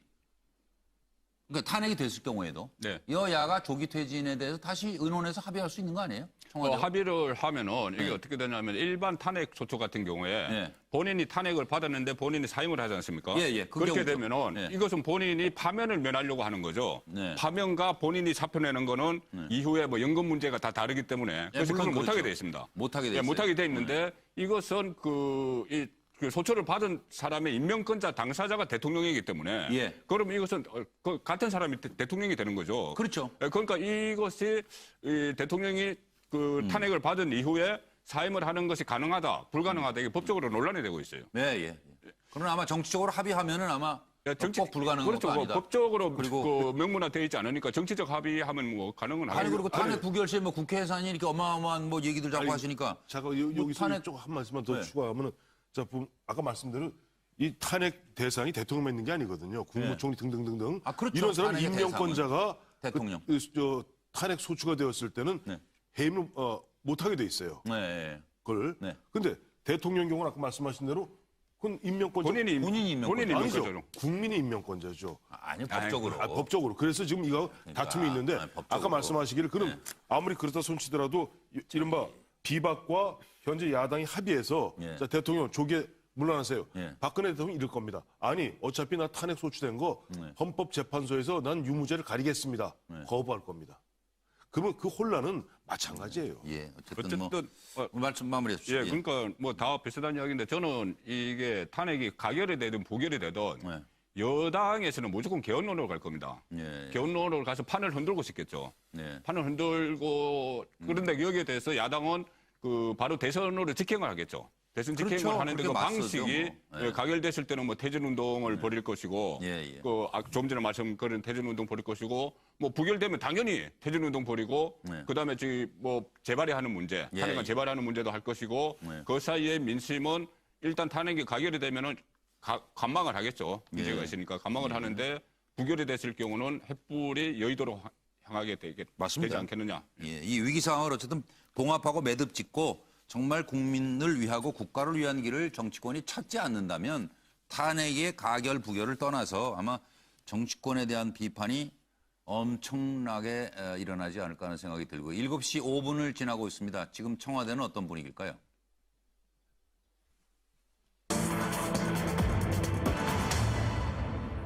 세월호 7시간에 뭐 놀아도 됐다. 이런 지금 막말 퍼레이드 왜들 이러시는지 좀 한번 짚어주세요. 들어보시겠습니다.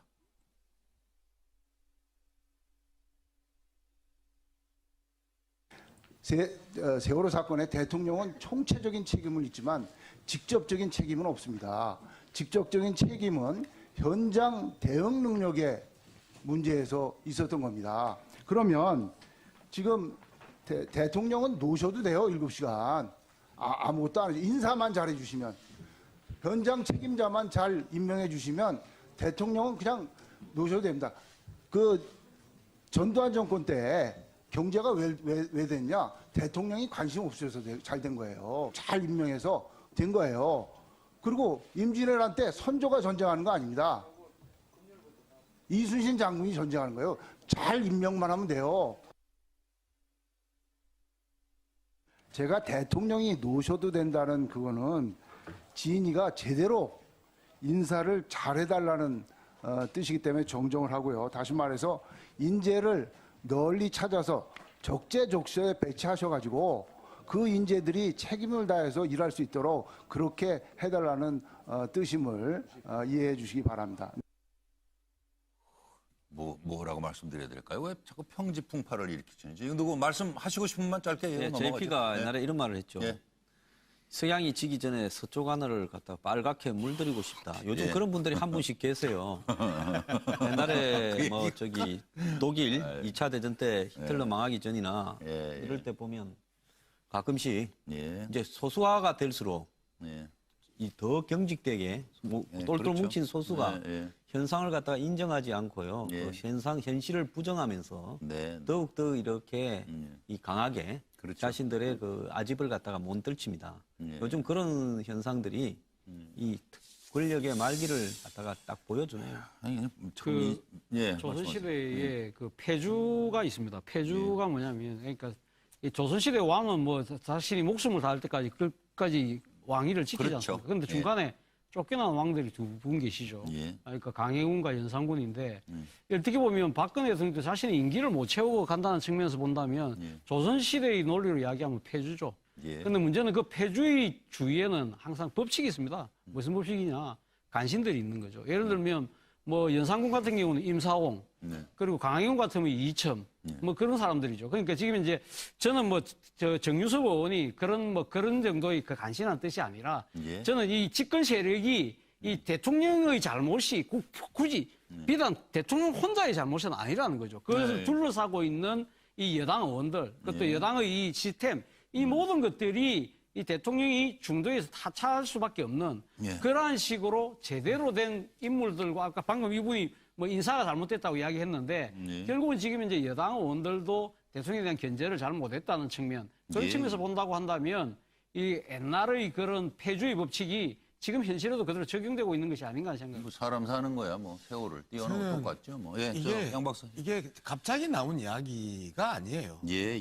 아주 누적된 반민주성, 무책임성, 무능의 인식들이 잠재적으로 스며 있으면서 터져 나온 자연스럽게 나온 겁니다. 그렇게 보시는 세월호의 문제를 수없이 새누리당은 교통사고에 비유했던 어떤 방송사의 그 간부 이야기처럼 교통사고 그다음에 여객선 사건 이런 식으로 인식해 왔고 그리고 어느 날 어느 순간부터 종북 좌파로 몰아가면서 대통령 책임이 뭐 있나, 교통사고 나가면 대통령이 책임져야 되나라는 식의 인식들이 뿌리 깊게 있었기 때문에 저런 이야기 7시간을 놀아도 된다. 국가의 타워가 7시간에 빈 시간을 둔다라는 둬도 된다라는 저 생각들이 말 실수가 아니에요. 뿌리 깊은 잘못된 무능력과 무책임과 반민주적 그 인식에서 나온 자연스러운 발언이라고 보는 거죠. 네. 잠깐 들어보시고요. 잠깐만요. 준비된 내용 들어보시고 한번 또 말씀 이어가겠습니다. 예. 김대중 대통령이 관저에서 매일 진무를 보셨나요? 매일은 아니죠. 매일은. 저도 노무현 대통령 시절에 관저를 가봤는데요. 관저 집무실이라고 이야기할 만한 곳이 없었던 것으로 기억합니다. 왜 대통령의 소재지를 모른다고 대답했을까요? 그건 제가 잘 모르겠는데. 자, 떳떳하지 못했기 때문에 그랬겠죠. 그런데 있어요, 오늘 전문가들이 보면 이 하루 전의 얼굴과 4월 16일의 얼굴이 다르다. 대통령이 눈밑이나 뭐 얼굴에 팔자주름을 없애고 뭐 가능한 일입니다. 그런데 이게 4월 16일 날 바로 이 시간에 이루어졌다면 이거는 국민들이 용서하기에 저는 힘들다고 생각합니다. 근데 어쨌든 요즘 뭐 국민들이 편안치 않으신데 자꾸 막말은 안 나왔으면 좋겠어요. 그렇죠. 이것이 지금은 사실 막말이죠. 그런데 지금 이런 그 말을 하시는 의원들을 보면은 뭐 군 출신 또는 검사 김종태 의원, 군 출신 김종태 의원, 또 지금 오늘 이 정유섭 의원은 경제 관료 출신입니다. 관료 출신이니까는 이분들이 어떤 보수 본능을 가지고 있는데 보수 본능을 지금 국민들이 이렇게 분노를 하고 있고 특히 세월호 7시간 이 문제에 모든 것이 어떤 초점이 맞춰지고 있고 거기에 대한 박근혜 대통령이 공식 입장 표명이 단 한 번도 없는 상태에서 그 보수 본능을 발휘를 하는 것은 오히려 보수 전체에게 누가 되는 거죠. 그러니까 자꾸 자극 줄 수 근데 있는 저는 좀 말들은 안 했으면 아까도 좋겠어요. 좀 구분할 필요가 있는데 합리적 보수주의자들의 건강하고 상식적인 그 논의와 이성적인 논의들을 나는 존중합니다. 그런데 과연 저 발언들이 보수 본능이냐 수구 본능이냐는 좀 구분해야 된다. 그러면 극우적 발상과 그 수구적 발상이 누적되어 왔던 그러한 사람들이 저런 발언을 너무 자연스럽게 자신의 뿌리 깊은 수구적 의식 속에서 그 이야기하는 거고 시대 정신이고 나발이고 눈에 보이지 않는 거지요. 저는 분들은. 그렇기 때문에 괜찮은 보수들, 합리적 보수들을 하고 수구 그리고 우리는 꼴통이라고 단어 이야기합니다. 수구 꼴통과는 구분해줘야죠. 아니 그러니까 저 뭐 하시겠어요 말씀? 이것도 이렇게 좀 다양한 이야기 나오고 또 오늘 뭐 아까 뭐 나발이국까지 나왔는데 얘기 안 하면 안 되죠. 아니 이게 제가 뭐 양 박사 얘기하는 게 아니라 아까 저는 아까 차 의원이 그 얘기하셨나요? 폐주 얘기하셨나요? 예, 그렇습니다. 어제 폐주 얘기하면서 진짜 가슴이 찌릿해요. 폐주라는 것은 그야말로 임금이 잘못했을 때 그야말로 방벌이라고 그러죠 예전에 맹장에 방벌을 하는 겁니다. 임금이라 할지라도 보면 쫓아내는 걸 방벌이라 하는데 쫓아내고 새로운 임금을 세워서 나라가 바로 서면 되는데 자칫 이게 망국지주라는 게 있습니다. 그야말로 어느 순간에 잘 보세요. 지금 보면은 박근혜 많은 사람들이 걱정하는 이런 겁니다. 박근혜 대통령이 폐주가 되는 건 오히려 낫다는 거예요. 그럼 새로운 어떤 건강한 누군가의 또 새로운 임금이라는 표현이 그렇습니다만 어떤 새로운 리더십이 끌어가면 되는데 예. 이것이 우리 사회 총체적인 그렇게 기울어져 감 속에서 어느덧 우리가 지금 물론 최근에 6주 동안 보여줬던 촛불의 모습 속에서 우리가 사회가 건강하다고 얘기하고 있습니다만 그러나 우리 대한민국을 놓고 경제, 외교 등등등 신호 시그널은 결코 붉은 신호들이 바짝바짝 움직인단 말이에요. 이런 가운데 그야말로 대통령이 올스톱되고 관료가 올스톱되고 재계가 올스톱된 상태에서 자칫 폐주가 아니라 망국주주가 되지는 않을까 정말 걱정이 앞서고요. 반드시 뛰어넘어야 되겠죠. 또 하나는 아까 이제 우리 양 박사 말씀에 조금 토를 달자면은 아주 보수와 수구가 다르듯이 진보도 저는 건강한 진보, 합리적 진보, 개혁적 진보 굉장히 좋습니다. 근데 그것도 급진은 안 되죠.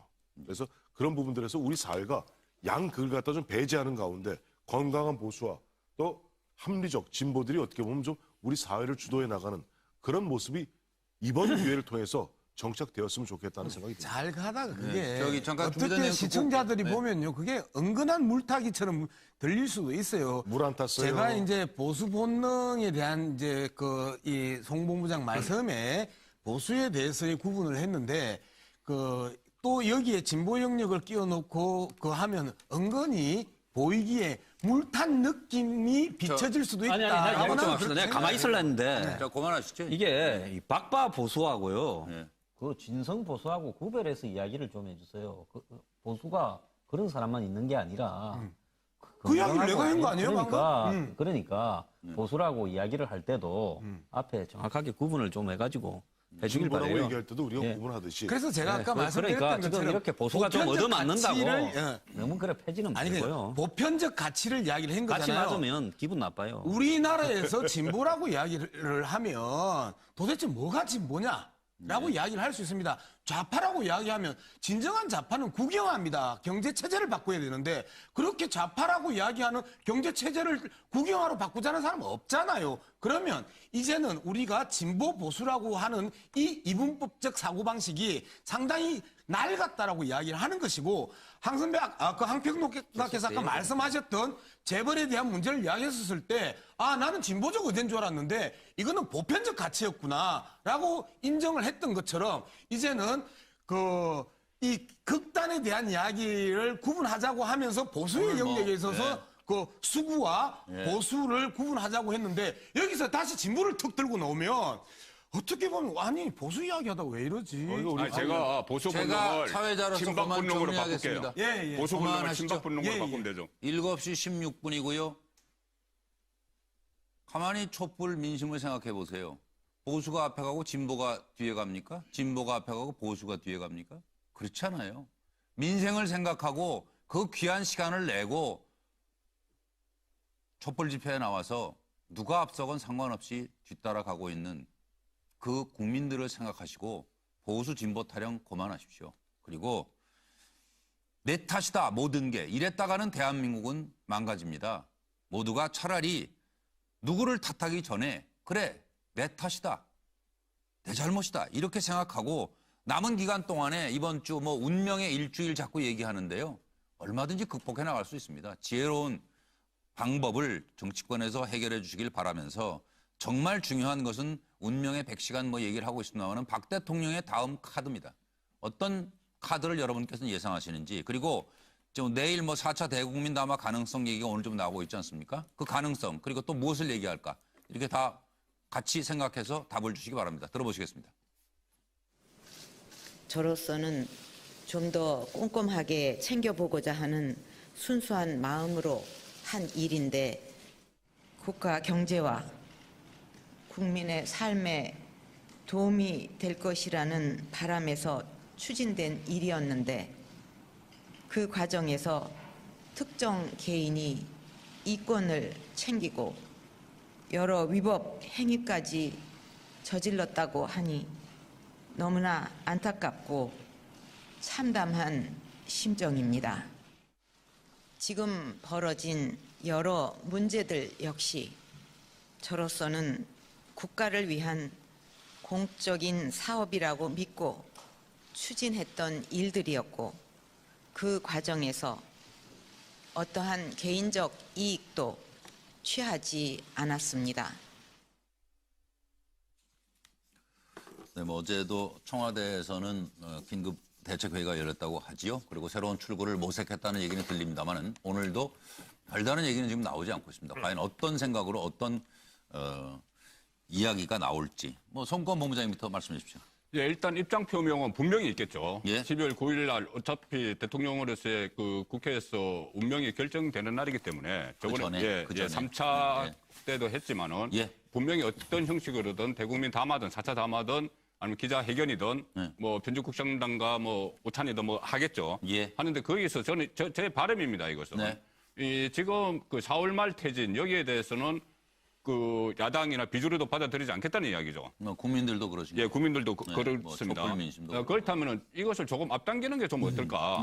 6월 25일이 임기 4년이 되는 날이니까는 24일까지 5년 들어갈 그 2달 차입니다. 2달 차인데 왜 이 시간이 필요하냐면은 지금 당장 하야를 하면은 이 대선 문제나 60일 내에 대선을 치러야 되고 상당히 좀 혼란이 올 가능성이 높습니다. 네. 그렇기 때문에 지금 앞으로 한 2달 정도라도 이 본인이 내가 더 하고 싶어서 하는 게 아니고 이 마지막 국가에 대한 봉사다 이런 의미로 부여를 할 수가 있어요.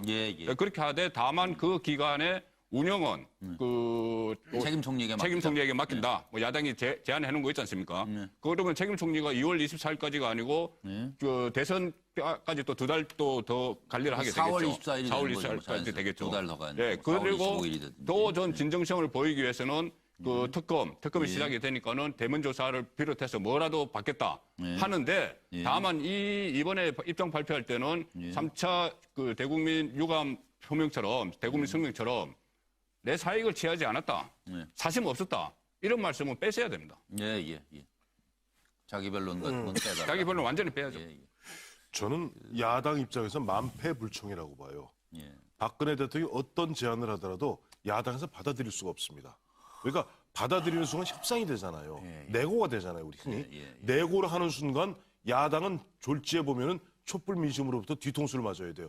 야, 이 사람들아, 너희들 갖다 즉각 하야시키라 그랬더니 너희들이 지금 임기가 없고 지금 협상을 해? 이 얘기가 나오게 됩니다. 그러니까 야당 입장에서 박근혜 대통령이 무슨 말씀을 하셔도 만패불청, 어떠한 패도 받아들이지 않는다. 그래서 제가 아까 말씀드린 거예요. 탄핵 되고 난 후에 그렇죠. 그러니까 탄핵 가결 정치적으로 해법을 찾을 수 있냐. 좀 나중에 뭐 실현 가능성을 떠나서 탄핵 소추 후에 탄핵 소추안 가결 후에 그다음에 가서 그다음에 자 조계 내려오라 마라 할 것 같고 박근혜 대통령이 4차 대국민 담화를 저는 별로 안 할 것 같은데 한다면은 만약 한다면은 즉각 하야 발표에는 별 약발이 없어 보인다.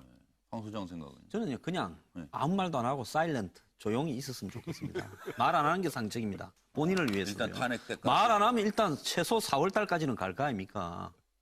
그죠? 자기도 그게 낫죠. 뭐 직무는 정지돼 있지만 지금 뭐 이게 직무가 있다고 지금 현 상태가 역할을 하고 있는 거라고 볼 수 있겠습니까? 그렇진 않아요 지금. 그러니까 공백이에요. 어차피 이러나 저러나 똑같으니까요.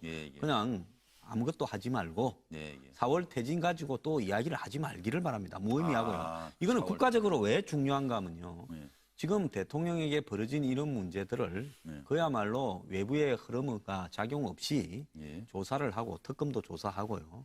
그런 과정을 통해서 제도적으로는 정치 제도적으로는 탄핵, 또 법적 제도적으로는 또 나중에 뭐 설사 사면이 되든 어쨌든 간에 정확하게 역사상으로 정리할 필요가 있어요, 법적으로요. 그렇죠. 그래서 그런 과정으로 가고 있는데 그걸 퇴진을 갖다가 자꾸 이야기를 하는 부분이 무슨 의미가 있겠습니까? 알겠습니다. 그러니까 절대로 그런 이야기를 하면요. 본인 스타일만 더 구긴다. 이제 서커스는 끝났습니다. 차정 교수님. 예, 뭐 저도 비슷한 생각인데요. 그러니까 지금 뭐 박근혜 대통령 입장에서 만약 4차 담화를 한다면 조기 퇴진 플러스 탈당 정도를 해서 비박을 흔들려고 하겠죠. 비박이 아무래도 탄핵의 그 캐스팅 보트를 쥐고 있으니까 조기 퇴진을 한다면 4월 퇴진이 아니라 예를 들면 2월 정도 땡기고 뭐 지금 조기 대선을 한 4월 정도로 하는 뭐 그런 방안을 아마 낼 수 있지 않을까 하는 생각인데 저는 뭐 그렇게 박근혜 대통령이 이 정도로 해서 비박이 흔들릴 거라고 생각하지 않기 때문에 저는 4차 담화를 안 할 가능성이 높다. 그리고 마찬가지로 지금 즉각 사퇴하라는 것이 국민들의 지금 한결같은 지금 목소리이기 때문에 그 발언이 없는 어떠한 처방도 백약이 무효다. 그렇기 때문에 뭐 4차 담화는 의미도 없고 안 하는 게 제 생각에도 나을 것 같습니다. 양문석. 내일 할 가능성이 있다 없다 이제는 이야기를 많이 하는데 어떠한 조건부 퇴진도 연쇄 촛불을 방어하는 방화범으로서의 역할만 할 뿐이다. 저는 이제 그렇게 생각을 하는 거고요. 아까 한 평론가 말씀하셨던 것처럼 즉각 퇴진만이 이 촛불을 끌 수 있다라고 생각을 합니다. 그래서 저는 이 시간 이후로 대통령직을 사퇴합니다. 이 단어, 이 표현, 이 결의만 필요할 뿐입니다. 어쨌든 뭐 지금 말씀 들어보니까 담화 가능성이 없다는 분들도 꽤 있으시네요.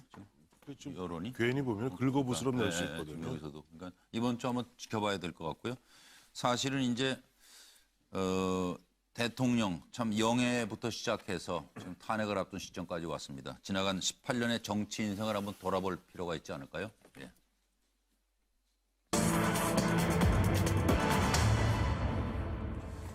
영해 때부터 이제 탄핵을 앞둔 대통령까지 18년의 박근혜 대통령의 정치 인생을 한번 돌아보도록 하겠습니다. 준비된 내용부터 듣겠습니다. 네.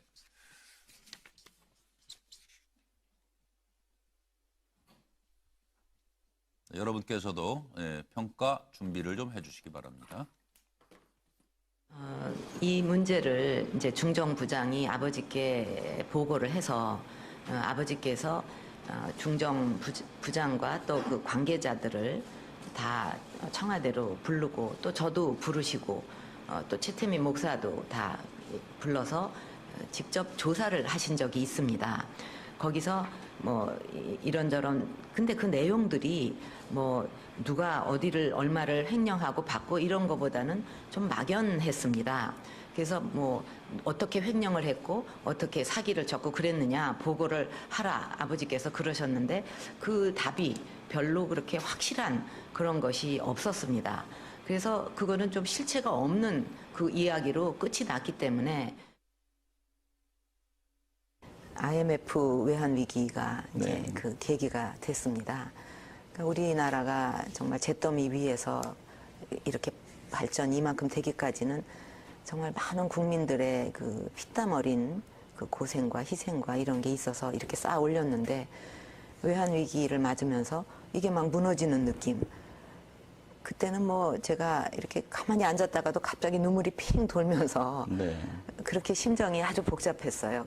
이렇게 무너질 수는 없다, 우리나라가. 다시 반석에 올려놔야 된다. 거기에 제가 일도라도 할 수 있다면 해야 되지 않냐 하는 그런 생각을 그때 했습니다.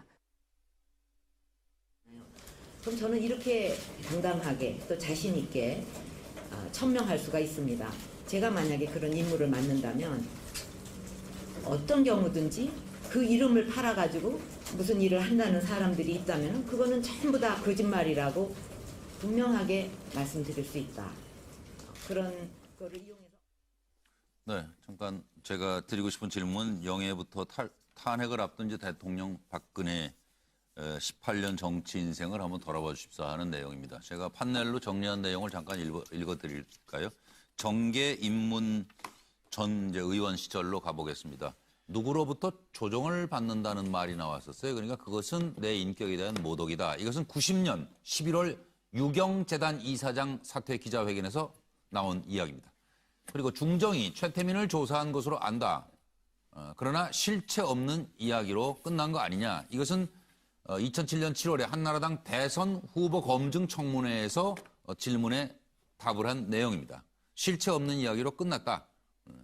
그리고 2012년 대선 후보 시절에는 인혁당 사건과 관련해서 대법원 판결이 두 가지로 나와서 앞으로의 판단에 맡겨야 한다. 그래서 사과 용의가 있느냐는 질문에 대한 답이었는데 바로 12년 9월 24일에 결국 사과 기자회견을 했죠. 헌법 가치가 훼손됐다. 정치 발전 지연시켰다. 그리고 가족들에게 사과한다는 말씀을 하게 이르렀습니다. 그리고 2012년 7월 10일 대선 출정식에서는 대통령 이름을 팔아서 이용하는 사람들이 있다면 다 거짓말이다. 나는 그런 건 용서하지 않는다. 대통령 박근혜는 최순실에겐 연설문, 홍보물 표현상의 도움을 받았다. 검찰은 공무상 비밀 문건 유출로 보고 있습니다. 청와대 보좌체계가 완비된 후 그만뒀다. 검찰은 올해 4월까지 문건이 유출됐다고 수사 결과를 발표를 했고요. 최순실 이권 개입 몰랐다. 대통령은 검찰은 대통령이 공모했다. 이렇게 이제 이 공소장에 기재를 했습니다. 그리고 미르 K스포츠 모금 강제성이 없었다. 선의로 했다. 대통령은 말씀했는데 검찰은 청와대에 압박이 있었다. 이렇게 지금 보고 있는 상황이죠. 송권 본부장님. 예. 박근혜 대통령이 지금 정치를 1998년 대구 그 달성 보궐선거 이후에 18년을 하셨죠. 대통령까지. 그 선친인 박정희 대통령이 18년을 집권을 했습니다. 똑같은 기간을 집권했죠. 1961년부터 79년까지. 처음에 그러니까 박근혜 대통령이 98년 보궐선거 당선돼서 국회 왔을 때 그 제가 담당 기자였어요. 기자들도 보면은 자기가 담당하는 그 정치인들이 있습니다. 그것이 오랫동안 같이 취재를 했고 또 어딘 그 해외 출장도 같이 가고 뭐 그런 적이 있는데 그때 느낀 것은 어쨌든 이분이 뭐 다른 거는 여태까지 소신 원칙 이야기는 많이 했지만은 정말 사람을 못 믿는구나. 왜 그러냐면은 진실한 사람 이야기를 했죠. 그 책에도 진실한 사람 이야기가 자주 나옵니다. 본인이 쓴 책에. 그 저한테도 한 적이 있어요. 그때 당시에 98년, 99년 이때. 그러니까 진실한 사람이 참 없는 것 같아, 주변에. 이렇게 식사를 하면서. 진실한 사람이 없는 것 같다, 이런 말을 많이 했어요. 이것은 결국은 아버지에 대한 트라우마죠. 아버지, 어머니가 불행하게 돌아갔을 때 대한 트라우마죠. 사람에 대해 믿지 못하는 거. 그런데 그러다 보니까는 결국은 그 본인이 최순실을 믿을 수 있다, 이렇게 생각을 한 거죠. 그러니까 오랫동안 본인도 이야기했듯이 계속 자기가 어려울 때, 본인이 대통령이 어려울 때 곁에서 있어줬기 때문에 최순실을 믿을 수 있다. 이렇게 한 것이 결국 지금의 화근이 된 것이죠. 그러니까 어쨌든 박정희 전 대통령과 마찬가지로 지금 박근혜 정부가 잘 되면은 박정희 시대도 다시 재조명이 돼서 오히려 좀 긍정적인 평가를 받았을 텐데 지금은 이렇게 됐기 때문에 박정희 시대에 대한 그 공보다는 과가 더 많은 것으로 앞으로 역사에 그렇게 평가될 것 같아요. 황태선 평론가. 라미제라블을 썼는데요. 우리 장발장으로 알려져 있죠. 라미제라블. 아무정. 보면 가만히 생각해 보면 왜 박근혜 양이 라미제라블. 왜 18년 동안 그야말로 보면 사실 세간의 관심에서 멀어져 있다가 왜 갑자기 정계에 입문하게 됐을까? JP 때문입니다. JP 때문에. DJP가 이루어지잖아요. 그 당시에 97년 대선 때. 그러면서 JP가 박정희 대통령을 갖다가 굉장히 흔한 일을 팝니다. 그리고 DJ 입장에서는 후광을 DJ 입장에서는 어쨌든 영남을 보수를 공략하기 위해서는 내가 대통령 되면은 박정희 대통령에 대한 재평가도 하겠습니다. 그러다 보니까 이회창 당시 후보 쪽에 김태호 사무총장이 뭐야 JP가 왜 거기 나와? 실제는 박정희 대통령의 혈육 마디는 박근혜 양이야. 그래서 18년 동안 그야말로 제야에 있던 박근혜 양을 끌어냈고 그 대선 때 처음 나온 거예요. 그 다음에 보면 DJP 정권 출범하자마자 4.2 재보궐선거 때 투입하게 됩니다. 그다음에 또 2004년에도 마찬가지예요. 2004년도 그 당시 보면 갑자기 탄핵 역풍 불면서 허물어지니까 원래 그때까지 박근혜 의원 아무것도 아니었어. 솔직히 말해갖고 2000년에 저 나가서 지방선거 앞두고 한국미래연합 만들었다가 한 명 붙였잖아. 한 명. 한 명 붙였습니다. 한 명. 그것도 저 기초의원 한 명. 많은 분들이 잘 기억도 안 나요. 기억도 안 나겠죠. 순간 하여튼 그러고 이게 보니까 그 순간에 또 어떻게 보면 이 탄핵 역풍 불면서 거기서 갑자기 이거 뭐 비상 구급약을 써야 된다 그래서 비상 대체로 한 것이 박근혜 당시 의원이에요. 그다음에 선거 여왕이 붙었네. 천막당 선거 여왕 됐는데 결국 보면 장발장이 18년이죠. 그 박근혜 대통령도 그 이후에 18년.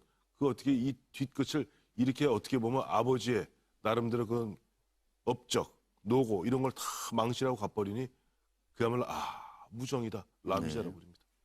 황 소장님. 저는 그래 봅니다. 아버지의 후광 외에는 모든 것이 그 시대 1970년대에 딱 머무른 한계를 보여줬다.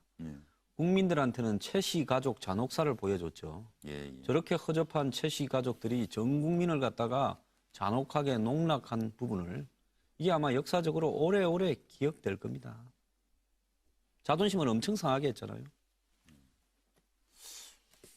저는 박근혜 대통령 18년 정치 인생을 저는 어떻게 87년 체제의 갈라파고스라고 지금 봤는데. 전부 다 87년으로.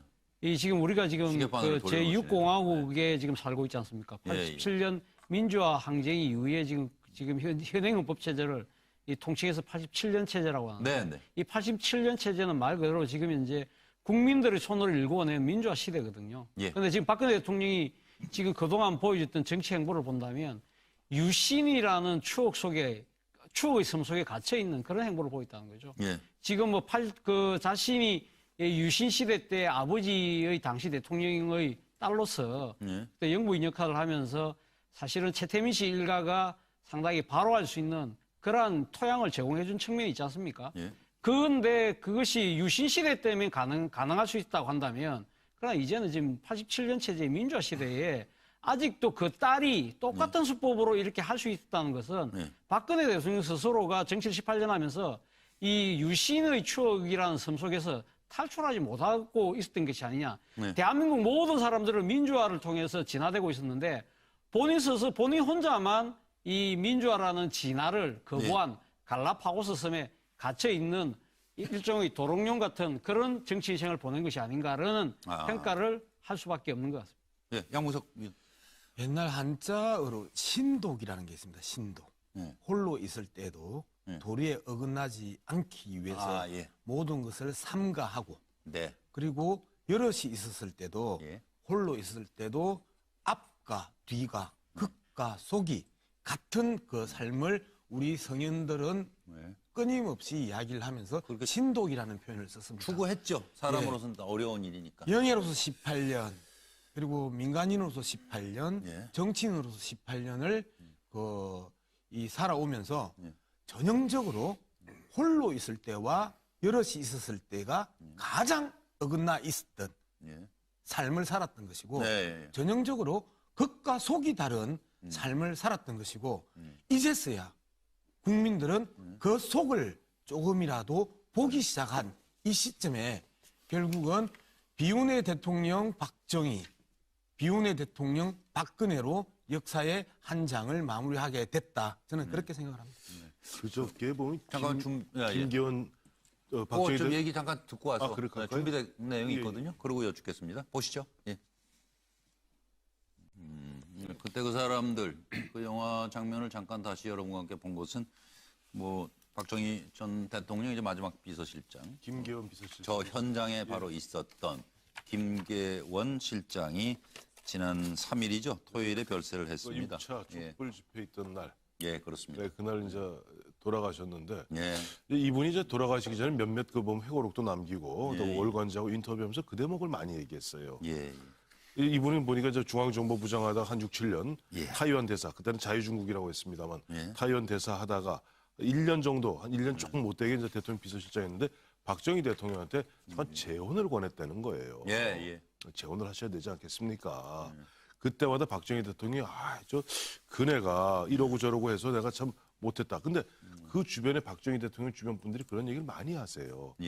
그네 당시 영애가 그야말로 저렇게 퍼스트 레이디 한다고 다니는 바람에 박정희 대통령이 부담 느껴서 결혼을 못했고 재혼을 못했고 그 사이에도 최태민은 저렇게 호삭질을 하고 그런 가운데 박정희 대통령이 결국 비운의 죽음을 맞이하게 되는 그런 터를 마련했던 것이 아닌가.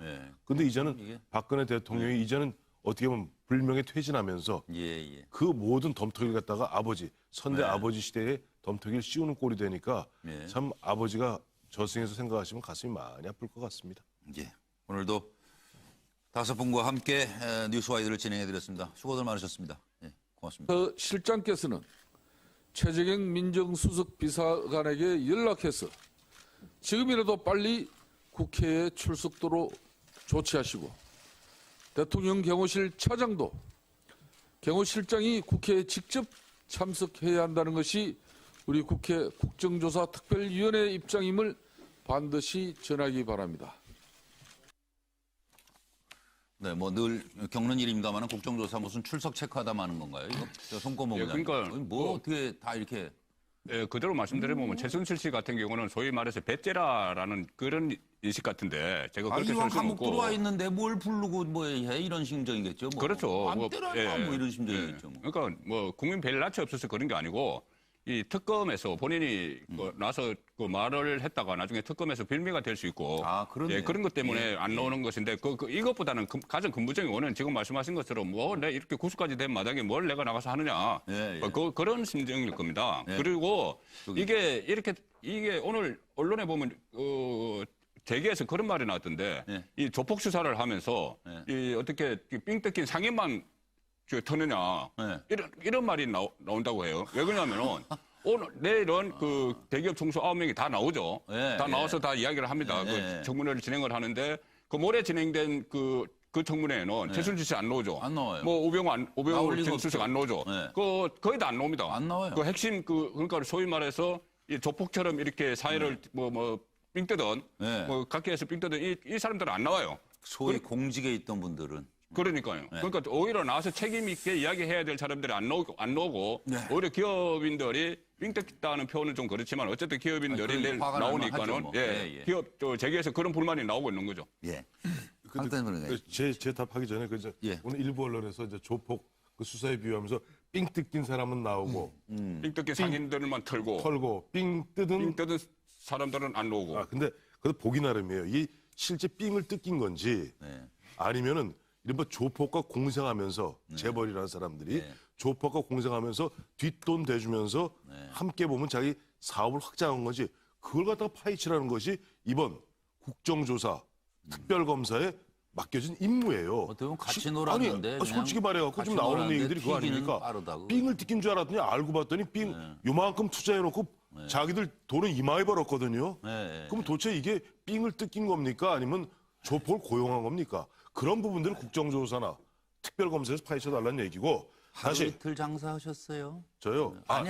하루 이틀 얘기하는 생각나는 게 있네요. 하루 이틀 장사하셨어요? 2002년입니다만 2001년, 2년에 당시 이익치 씨라고 있어요. 현대증권. 이익치 회장이 법정에 나와서 코리아. 바로 그겁니다. 나와서 한 얘기가 당시 현대에서 당시 국민의 정부 등등에게 뭐 등등등 해서 한 500억, 한 600억 가량에 그러니까 대북 송금 빼고 대선 자금을 총선 자금을 한 5, 600억 내고 자기들이 이익 얻은 게 무려 150배라는 얘기를 증언한 적이 있어요. 그야말로 이 삥을 뜯긴 건지 아니면 삥을 뜯긴 게 아니라 삥을 슬슬 주워가면서 조폭들을 키워온 건지 밝혀야 되고요. 이 와중에 왜 안 나오냐고요? 이거예요. 뭐 이런 거죠. 흔한 얘기로 지금 법정에서 어쩔 수 없이 서겠다. 그러나 정치인들이 벌리는 일종의 이 사람들 무대라고 생각해요. 그럴 수 그 있죠. 무대에 나가서 그것도 자기한테 불리한 증언을 강요당하지 않겠다. 흔한 얘기를 배째라. 황정수. 이분들이요. 이번에 청문회에 등장을 당할 사람들이 다 국민 밉상이잖아요. 근데 그 사람들이 텔레비에 나와가지고 한 1시간씩 이렇게 이야기하고 또 말을 제대로 할 사람도 없어요. 또 말을 입을 여는 순간에 더 밉상이 될 뿐이다. 그렇기 때문에 탄핵 전에 자극을 하게 될까 봐, 탄핵 표결 전에. 저는 그래서 안 논다고 봅니다. 그다음에 이제 최순실 씨 일가는 그렇게 검찰에 출두하는 날에도 얼굴 안 내놓으려고 다들 푹 덮어 쓰고 다녔잖아요. 전부 다 뭐 최순실, 최순덕, 장시호 말입니다. 어떻게 해가 지킨 얼굴인데 국회 가가지고 이렇게 모자 눌러 쓰고 이 머플러 두르고 이렇게 이러면 뭐라고 그러겠습니까? 이 특위위원장이 정인 옷 다 벗으라고 할 거 아니에요. 그러니까 얼굴을 지켜야 되겠다. 그래서 앞으로도 오랫동안 해먹어야 되는데 얼굴이 국민한테 알려지면 안 되지 않습니까? 그다음에 이제 안종범 씨나 이런 어떤 그 측근들은, 청와대 측근들은 가서 뭐라고 했습니까? 대통령을 갖다가 다 했다라고 찌를 수도 없고, 그렇다고 자기가 다 안고 갈 수도 없고, 그러니까 안 가는 게 상책이다. 대통령도 볼 거 아니에요. 국정조사 하지 말아요, 그러면? 예? 국정조사 그냥 안 그러니까 국정조사에다가 강제로 잡아와가 강제로 끌고 오는 체포권을 줘야 되는데. 그렇네요. 그런 게 없는 국정조사가 뭐 의미가 있겠어요? 차정 교수님. 저는 뭐 최순실을 비롯해서 주요 이 지금 정인들이 안 나오려고 하는 것은 앞서 뭐 우리 황태순 평론가 말씀하셨죠. 일종의 무대에 지금 불려놓는 거 아닙니까? 모든 국민들이 지금 실시간으로 TV 중계 방송이 되는데 지금 이 여야 국조위원들이 총 19명입니다. 19명이 또 이분들이 여러분 안녕하십니까? 12월 5일 월요일에 MBN 뉴스와이드 5분과 함께 시작하겠습니다. 어서 오십시오. 네, 안녕하세요. 매 주말마다 전국 분수령이다. 이 소리 해온 지가 벌써 6차 촛불 집회까지 왔습니다. 분수령을 넘어서 대한민국은 과연 어디로 가고 있는 것일까요? 다시 월요일인데요. 정말 차분하고 냉정하게 우리를 돌아봐야 할 시간이라고 생각을 합니다. 오늘 뉴스와이드에서는 왜 촛불은 커져만 가는가? 그리고 둘째, 탄핵은 과연 어떻게 결론이 날까? 셋째, 청와대는 어떤 카드를 내놓을까? 넷째, 탄핵 이후 시나리오 등을 자세히 살펴드리겠습니다. 먼저 촛불 속으로 들어가 봅니다.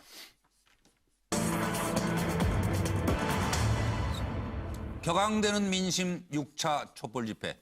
청와대와 여당과 야당은 각각 무엇을 느끼고 생각하고 있을까요?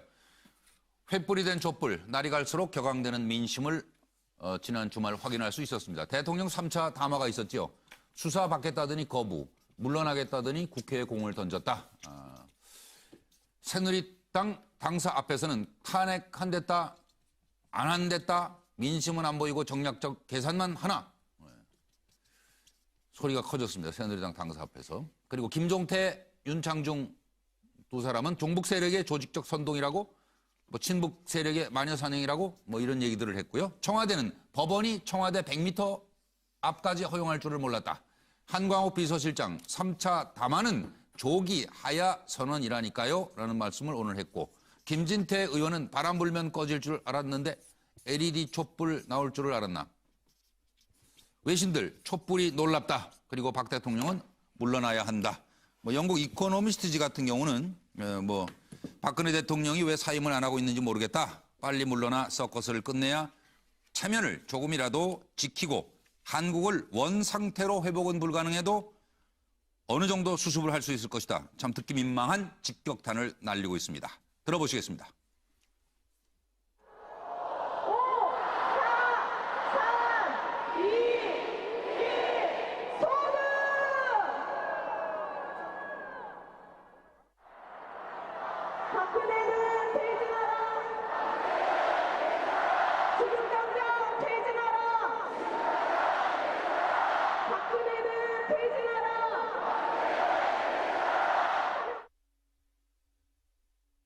근데 이번에 이렇게 탄핵 결정하면서 비박 쪽이 너무 심하게 흔들리는 걸 보고 이게 완전히 이제 시민들 염장 지르고 완료한 거 아니지 않습니까?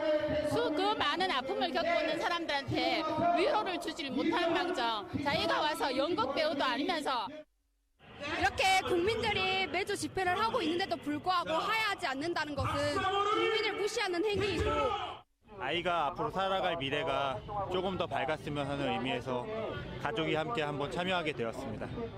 좀 실망스럽고 하나, 둘, 셋!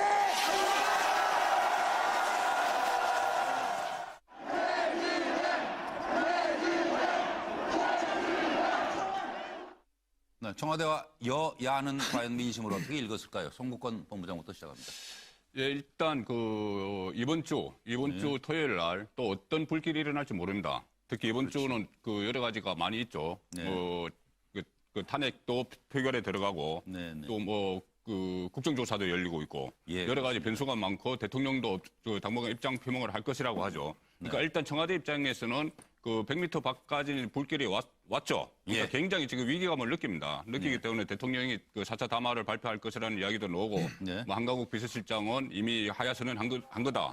이렇게 민심을 되돌리려는 그런 마지막 최후의 노력을 하고 있는 상황이고 여당 입장에서는 여당에도 불길이 왔어요. 어제 새누리당 당사 앞에 그렇게 많은 사람들이 모여서 당기도 찍고 그런 행동을 했고 야당도 이 불길이 벌질지 모릅니다. 이번 탄핵 결과에 따라서 탄핵 어떻게 보면 야당이 또 다른 책임론을 불러올 수 있어요. 이게 만약에 부결이 되더라도 그렇기 때문에 지금 당장 비상국민 행동 이 촛불 집회 주최책이죠. 여기서 8일 하고 9일 국회를 에워싸서 탄핵 압박하는 집회를 열겠다고 하죠. 그렇게 되면 야당에도 불길이 번질 그럴 가능성이 높아졌죠. 네, 어느 누구도 민심으로부터 자유롭지는 못하다. 황태순 평론가 생각은? 새누리당은 아마 좌절했을 거예요. 아니, 청와대요. 청와대는 좌절했을 거예요. 그러니까 바로 지난주에 보면 박근혜 대통령의 3차 대국민 담화 있지 않았습니까? 그런데도 보면 오히려 촛불이 더 커지다 보니까 거의 좌절했겠죠. 그다음에 여당 새누리당은 경기가 아니라 경기를 읽어야 됩니다. 경기를 일으킨다고요? 경기, 경악. 경기를 일으켰을 거예요. 아니 보니까 여의도에서 새누리당 당사 앞에서 그야말로 아까 잠깐 조금 전에 보셨죠? 찍고 그다음에 또 그동안 보면 새누리당에서 보면 왜 엎치락 뒤치락 하지 않았습니까? 김무성, 유승민 또 보면은 이정현 각자 입장이 다른 가운데 근데 그것이 촛불이 4월 퇴진 당론을 수용할 것. 탄핵 표결, 자유투표, 집단 퇴장. 지금 지도부가 뭐 이런 이제 궁리를 하고 있는 것이고요. 새누리당 비상시 국회의에서는 35명 이상 탄핵 찬성, 친박도 3명 이상 탄핵 찬성할 것이다. 이런 얘기가 나왔습니다. 야3당에서는 돌아올 다리를 불살랐다. 9일 탄핵 고다. 부결되면 촛불에 국회가 불탈 것이다. 이정현 대표, 내가 장 지진다고 했었나? 오늘 기자들 만나서 여러 설명을 하시더군요. 그리고 안철수 전 대표, 민주당 명예퇴진 카드로 뒷거래한 거 아니에요? 이랬다가 지금 시끄럽습니다. 추미애 대표가 강철수 씨 무리수 두지 마세요 하시지 않을까요? 자, 망설이던 비박계 탄핵으로 돌아선 진짜 이유는 뭘지. 엄중한 탄핵 정국에 으르렁대는 민주당과 국민의당은 또 왜 그러는지 살펴드리겠습니다. 여야 합의에 이르지 못한다면 비상시국회의는 9일 탄핵 표결에 조건 없이 참여할 것입니다. 대통령의 입장 표명과 별개로 저희들은 9일 표결에 참여하기로 의견을 모았습니다. 대통령과 청와대로부터 면담 요청이 오더라도 현재로서는 이 만남은 적절치 않다라는 결론에 이르렀습니다. 저는 저 3차 담화 이후에 제가 하던 주장 그대로 했습니다. 3차 담화 이후에라는 여야 합의가 안 되면 탄핵으로 간다. 그 입장을 그대로 이야기했고 오늘 결론도 그런 식으로 났습니다. 중요한 거는 여야 합의입니다. 여야 합의 안 되면 탄핵안이 발의가 돼서 보고가 되고 9일날 본회의 표결을 하는데 그거는 저희들은 들어가기로 그렇게 이야기했습니다. 뭐 입장이 크게 다른 게 없는데 그냥 언론에서 자꾸 이렇게 크게 다르다고 자꾸. 그럼 여야 협상이 우선이라는 거에는 변함이 없으신가요? 그렇지. 여야 협상. 지금 정치인들이 국회의 장이 있는데 국회에서 협상하지 않고 거리에 나와서 그 국민의 분노를 부추기면서 옳지 못하지 않습니까? 지금까지 야당이 여러분들 앞에 다른 사람 말고 국민과 기자들 앞에 얼마나 실현시키지 못할 거짓말들을 많이 했어요. 거국내가 자기들이 하자고 했잖아요. 국회까지 와서 출전해달라고 그랬잖아요. 안 한다 그랬잖아요. 지금 오늘 당장 하야를 해라. 숫자가 많고 다수니까 당연히 이거 이끌어낼 수 있잖아요. 생존의 숫자가 적으니까 협의를 하게 되면은 그게 되겠잖아요. 그래서 당장 만약에 당장 지금 그걸 이끌어내서 그걸 관철을 시킨다면 제가 장을 지질게요. 뜨거운 장에다가 손가락을 넣어서 장을 지질게요. 그 사람들 실천하지 못할 얘기들을 그런 식으로 해요. 며칠 있다 또 말 바꾸가. 내게 한번 할까요? 말 바꾼지 안 바꾼지 한번 내게 한번 해볼까요? 그 야당이 탄핵을 실천하면 뜨거운 장에 손을 지지겠다 이런 말씀까지 하셨는데요. 근데 그 부분에 대해서 여러분들 진짜 한번 정말 그 예, 기자 보도가 지금 분들 돼 있습니다. 아니 보도가 돼 있는 것이 아니고 네. 왜 같은 기자님들이 취재를 했는데도 그렇게 말하자면 사실이 아닌 그런 보도를 그렇게 하십니까? 제가 탄핵을 하게 되면 강행을 하게 되면 장을 지진다 그렇게 표현을 했습니까? 그건 제가 분명히 근데 그 자리에서 그런 얘기를 했지 않습니까? 즉각 사퇴를 하게 된다고 한다면 1월 달에 대선을 치르게 되는데 그러한 일들이 일어날 수가 없다는 거죠. 근데 그렇게 하지 않은 말을 지어내 가지고 그런 식으로 보도를 하는 것은 참 유감입니다. 저 답변 짧게 황정선 시작하시네. 예. 그 이정현 대표 보니까요. 제가 옛날에 방송에 나가 생방송에 내가 말이 틀리면 방송 출연 안 하겠다 2번 했는데 2번은 겨우 이겼습니다. 세 번째부터는 절대로 이야기 안 해요. 그래서 저렇게 뭐 굶어 죽는다, 장을 찍는다, 찢은다 이런 이야기 좀 안 하시는 게 좋을 것 같고요. 새누리당에 지금 저렇게 도란 부분에 지난주 일요일 날 보면 뭐 이 국가 원로라는 분들이 갑자기 나타나서 누가 원로 자격증이 따로 있는지 모르겠어요. 그러면서 무슨 4월 퇴진, 6월 대선 이라면서부터 분위기가 쫙 돌면서 이제 대통령 하기 위한 자락을 깔아줘서 이제 그랬는데 다 될 거라고 봤습니다. 그런데 주말에 시 분위기를 보니까요. 이게 뭐 당사들 앞에 계란이 난무하고 정말 오래된 옛날 같으면 계란 던지면요. 잡혀가서 실형사입니다. 근데 요즘은 계란 던져도 던진 사람 잡지도 않고 경찰이 치우잖아요. 그 사회 분위기 변경에 대한 어떤 상징적인 상징인 거예요. 정말. 그래서 정치 경력이 종칠까 봐. 자, 이번에는 이거 만약에 탄핵에 불참했다가 탄핵이 가결되거나 안 그러면 탄핵이 부결돼도 국민들이 다 들고 일어나면 적당히 안 넘어갈 것 같다. 이래서 뭐 대통령이고 뭐고 나 좀 살고 보자 해서 다시 턴하는 거죠. 차정 교수. 역시 뭐 민심이 천심 아니겠습니까? 지금 뭐 그 황영철 의원도 오늘 그런 이야기를 했더라고요. 사실 지난번 그 3차 담화 때 이 대통령이 자신의 그 치를 국회에 맡긴다고 했으면 국민들도 좀 반응이 좀 상당히 심정적으로 동조를 하지 않을까 봤는데 토요일 날 그 촛불 민심을 보니까 야 이게 아니구나 아 뜨거라 이렇게 생각했다는 거 아닙니까? 상당히 또 말펀치가 세신 분들 아닙니까? 소위 말 화력이 아주 만만치 않은 여야의 이 지금 공격수들을 다 배치해놨기 때문에 이에서 나와서는 까딱 잘못하면 본인들 생각이 있어. 본인들 입장에서는 야 이거 뭐 완전히 문매를 맞을 수 있다. 자칫 잘못하다가는 일종의 마녀사냥도 당할 수 있다. 그런 아마 우려를 분명히 갖고 있는 것 같습니다. 그러나 이 본인들이 이런 식으로 회피를 한다고 해서 될 문제가 아니거든요. 지금 뭐 이 한 번은 고비를 넘길 수 있을지 모르겠지만 이 분노한 국민들이 이 감정에 또다시 이 지금 분노의 기름을 끼얹는 격이라는 것을 아마 좀 인식을 해야 될 것 같고요. 오늘 지금 청와대에 있는 경호실 관계자들이 오늘 안 나왔지 않습니까? 뭐 물론 뭐 이때까지 관례상 경호실장이나 또 경호본부장은 뭐 지금 한 번도 국회에 나온 적이 없다고 그러는데 그 관례라는 것이 그 말 그대로 관례거든요. 법이 아니거든요. 그렇다고 하면 지금 이제 국민적으로 지금 상당히 지금 대통령의 세월호 7시간을 둘러싼 여러 가지 의혹들이 점점 더 커지고 있는 상황에서 이분들이 왜 안 나왔느냐. 저는 아마 이분들이 나오고 싶어도 못 나왔지 않나 생각이 듭니다. 왜냐하면 박근혜 대통령이 1, 2, 3차 담화에서 한 번도 자신의 잘못을 인정하지 않았잖아요. 이런 상황에서 지금 이제 대통령의 경호를 책임진 사람들이 여기 나와서 뭐사라 가타부타 말을 한다는 것 자체가 대통령 심기를 얼마나 불편하게 하겠습니까?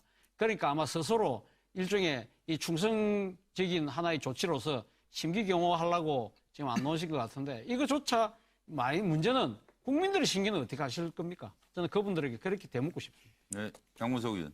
저는 황태순 평론가 말씀하셨던 권력과 재벌의 관계에 있어서 권력이 조폭이고 재벌이 삥 뜯기는 사람이냐 안 그러면 재벌이 권력을 고용한 뒷돈 대주는 물주냐 이 부분들을 밝혀야 된다 이야기를 할 때 정말 화들짝 놀랐습니다. 진보 세력의 4대 개혁 과제가 1번이 재벌개혁, 2번이 검찰개혁, 3번이 언론개혁, 4번이 교육개혁이고 재벌개혁을 이야기하는 지금의 진보 세력들이 이야기하는 게 바로 황태순 평론가 지적한 부분이거든요. 그러면 재벌개혁이 진보적 의제냐, 보편적 가치냐라는 측면에 있어서 자칭 보수주의 황태순 평론가가 저러한 재벌개혁에 가까운 발언을 함으로써 저거는 진보적 의제가 아니라 보편적 가치네라는 확신을 줬다는 측면에서 상당히 하들짝 놀랬다라는 부분들을 말씀드리고 그다음에 이제 이 내용으로 돌아가서 불출석이 쌉니다. 불출석이 출석하지 않아서 받는 그 페널티가 훨씬 싸다. 두 번째, 꼬투리 말실수해서 꼬투리 잡히는 것보다 맞아요. 침묵하는 게 싸다. 이런 측면에서 본다라면 저 사람들의 그 계산기 안에 있어서는 불출석하는 게 훨씬 남는 장사지요. 이상입니다. 네. 그리고 보니까 지금 듣다가 최순실 씨 관련해가지고 최순실 씨 들어왔을 때 변호인이 했던 말씀 기억 혹시 나시는지 모르겠어요. 한번 듣고 다음으로 넘어가겠습니다. 제가 이제 좀 걱정스러운 거는 본인이 건강이 좀 안 좋다는 걸 호소하기 때문에 검찰에도 이런 얘기를 전달했습니다. 그래서 이런 부분은 조사를 하더라도 조사 과정에서 인권도 조금 고려되면 좋겠다는 것이 이제 제 변호인의 생각이니까 참작해 주시고. 네. 지금 뭐 얘기 듣고 나서 뭐 생각나시는 거 있으세요? 인권 얘기를 막 하시네요. 지금 변호인께서.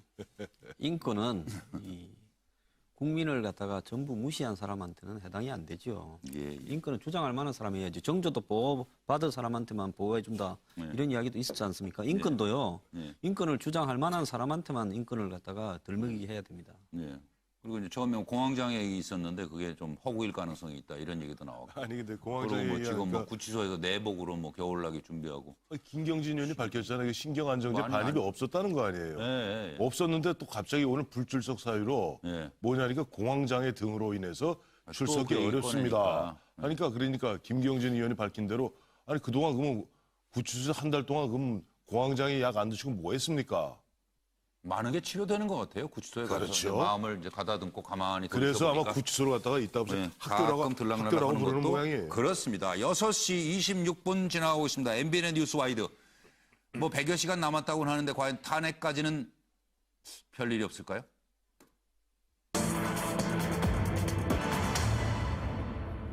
비박계는 물론 일부 친박까지 탄핵 찬성으로 기류 변화가 지금 있다고 그럽니다. 이거 왜 그럴까요? 배경을 어떻게 생각하시는지, 그리고 친박 새누리 지도부 어떤 노림수를 가지고 있는지, 더불어민주당, 국민의당 으르렁대는 이유 등을 살펴보겠습니다. 자, 탄핵 카운트다운, 남은 100시간의 싸움.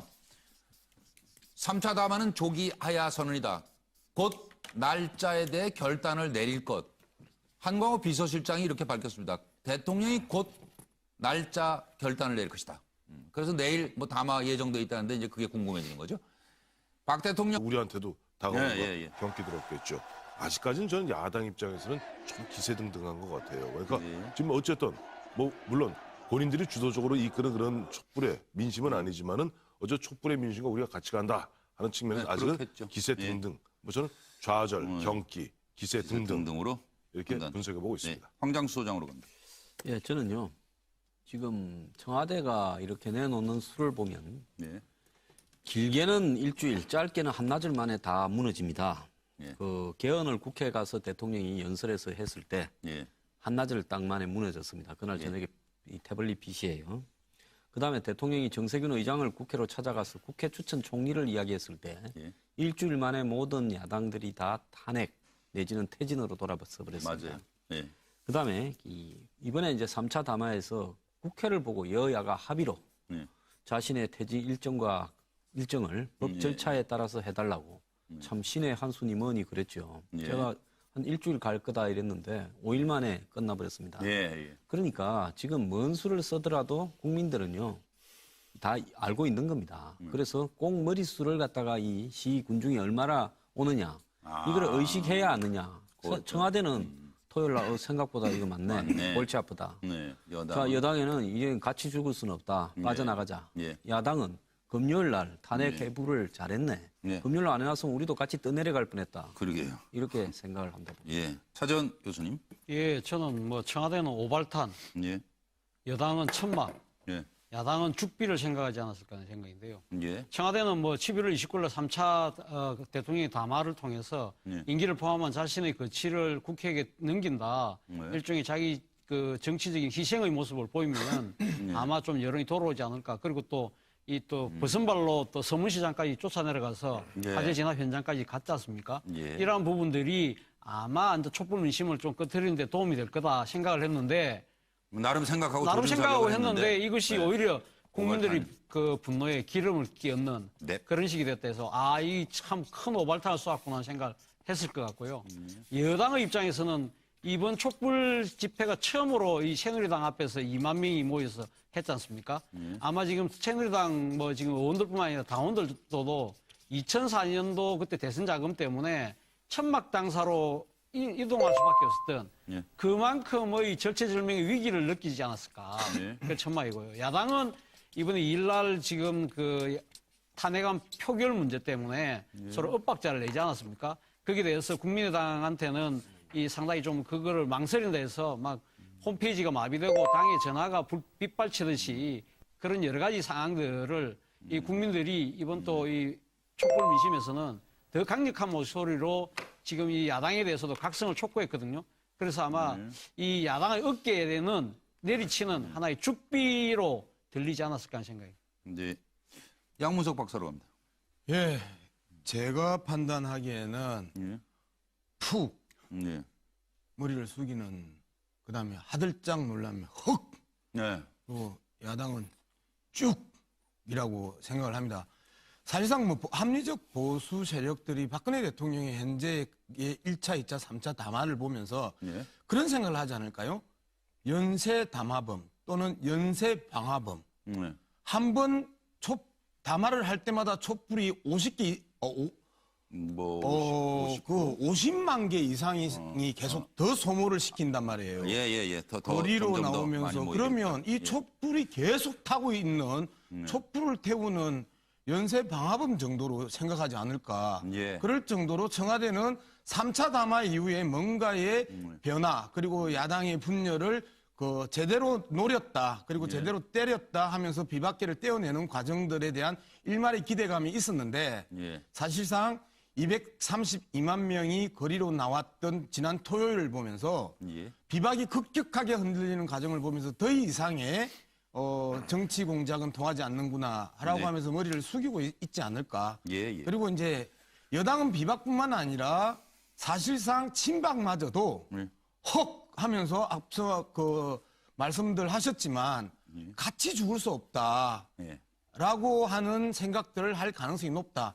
그리고 야당은 자잘하고 사소한 이 분쟁과 분란들이 있었지만 일관되게 다시 뭉치고 약간 흩어졌다가 다시 뭉치는 일관성들 보이면서 쭉 이대로 가자라고 생각을 하는 지금 주판알을 튀기고 있지 않을까 그렇게 생각을 해봅니다. 어쨌든 뭐 길은 하나죠. 뭐 어느 길로 우리 정치권이 갈까 궁금해지는데요.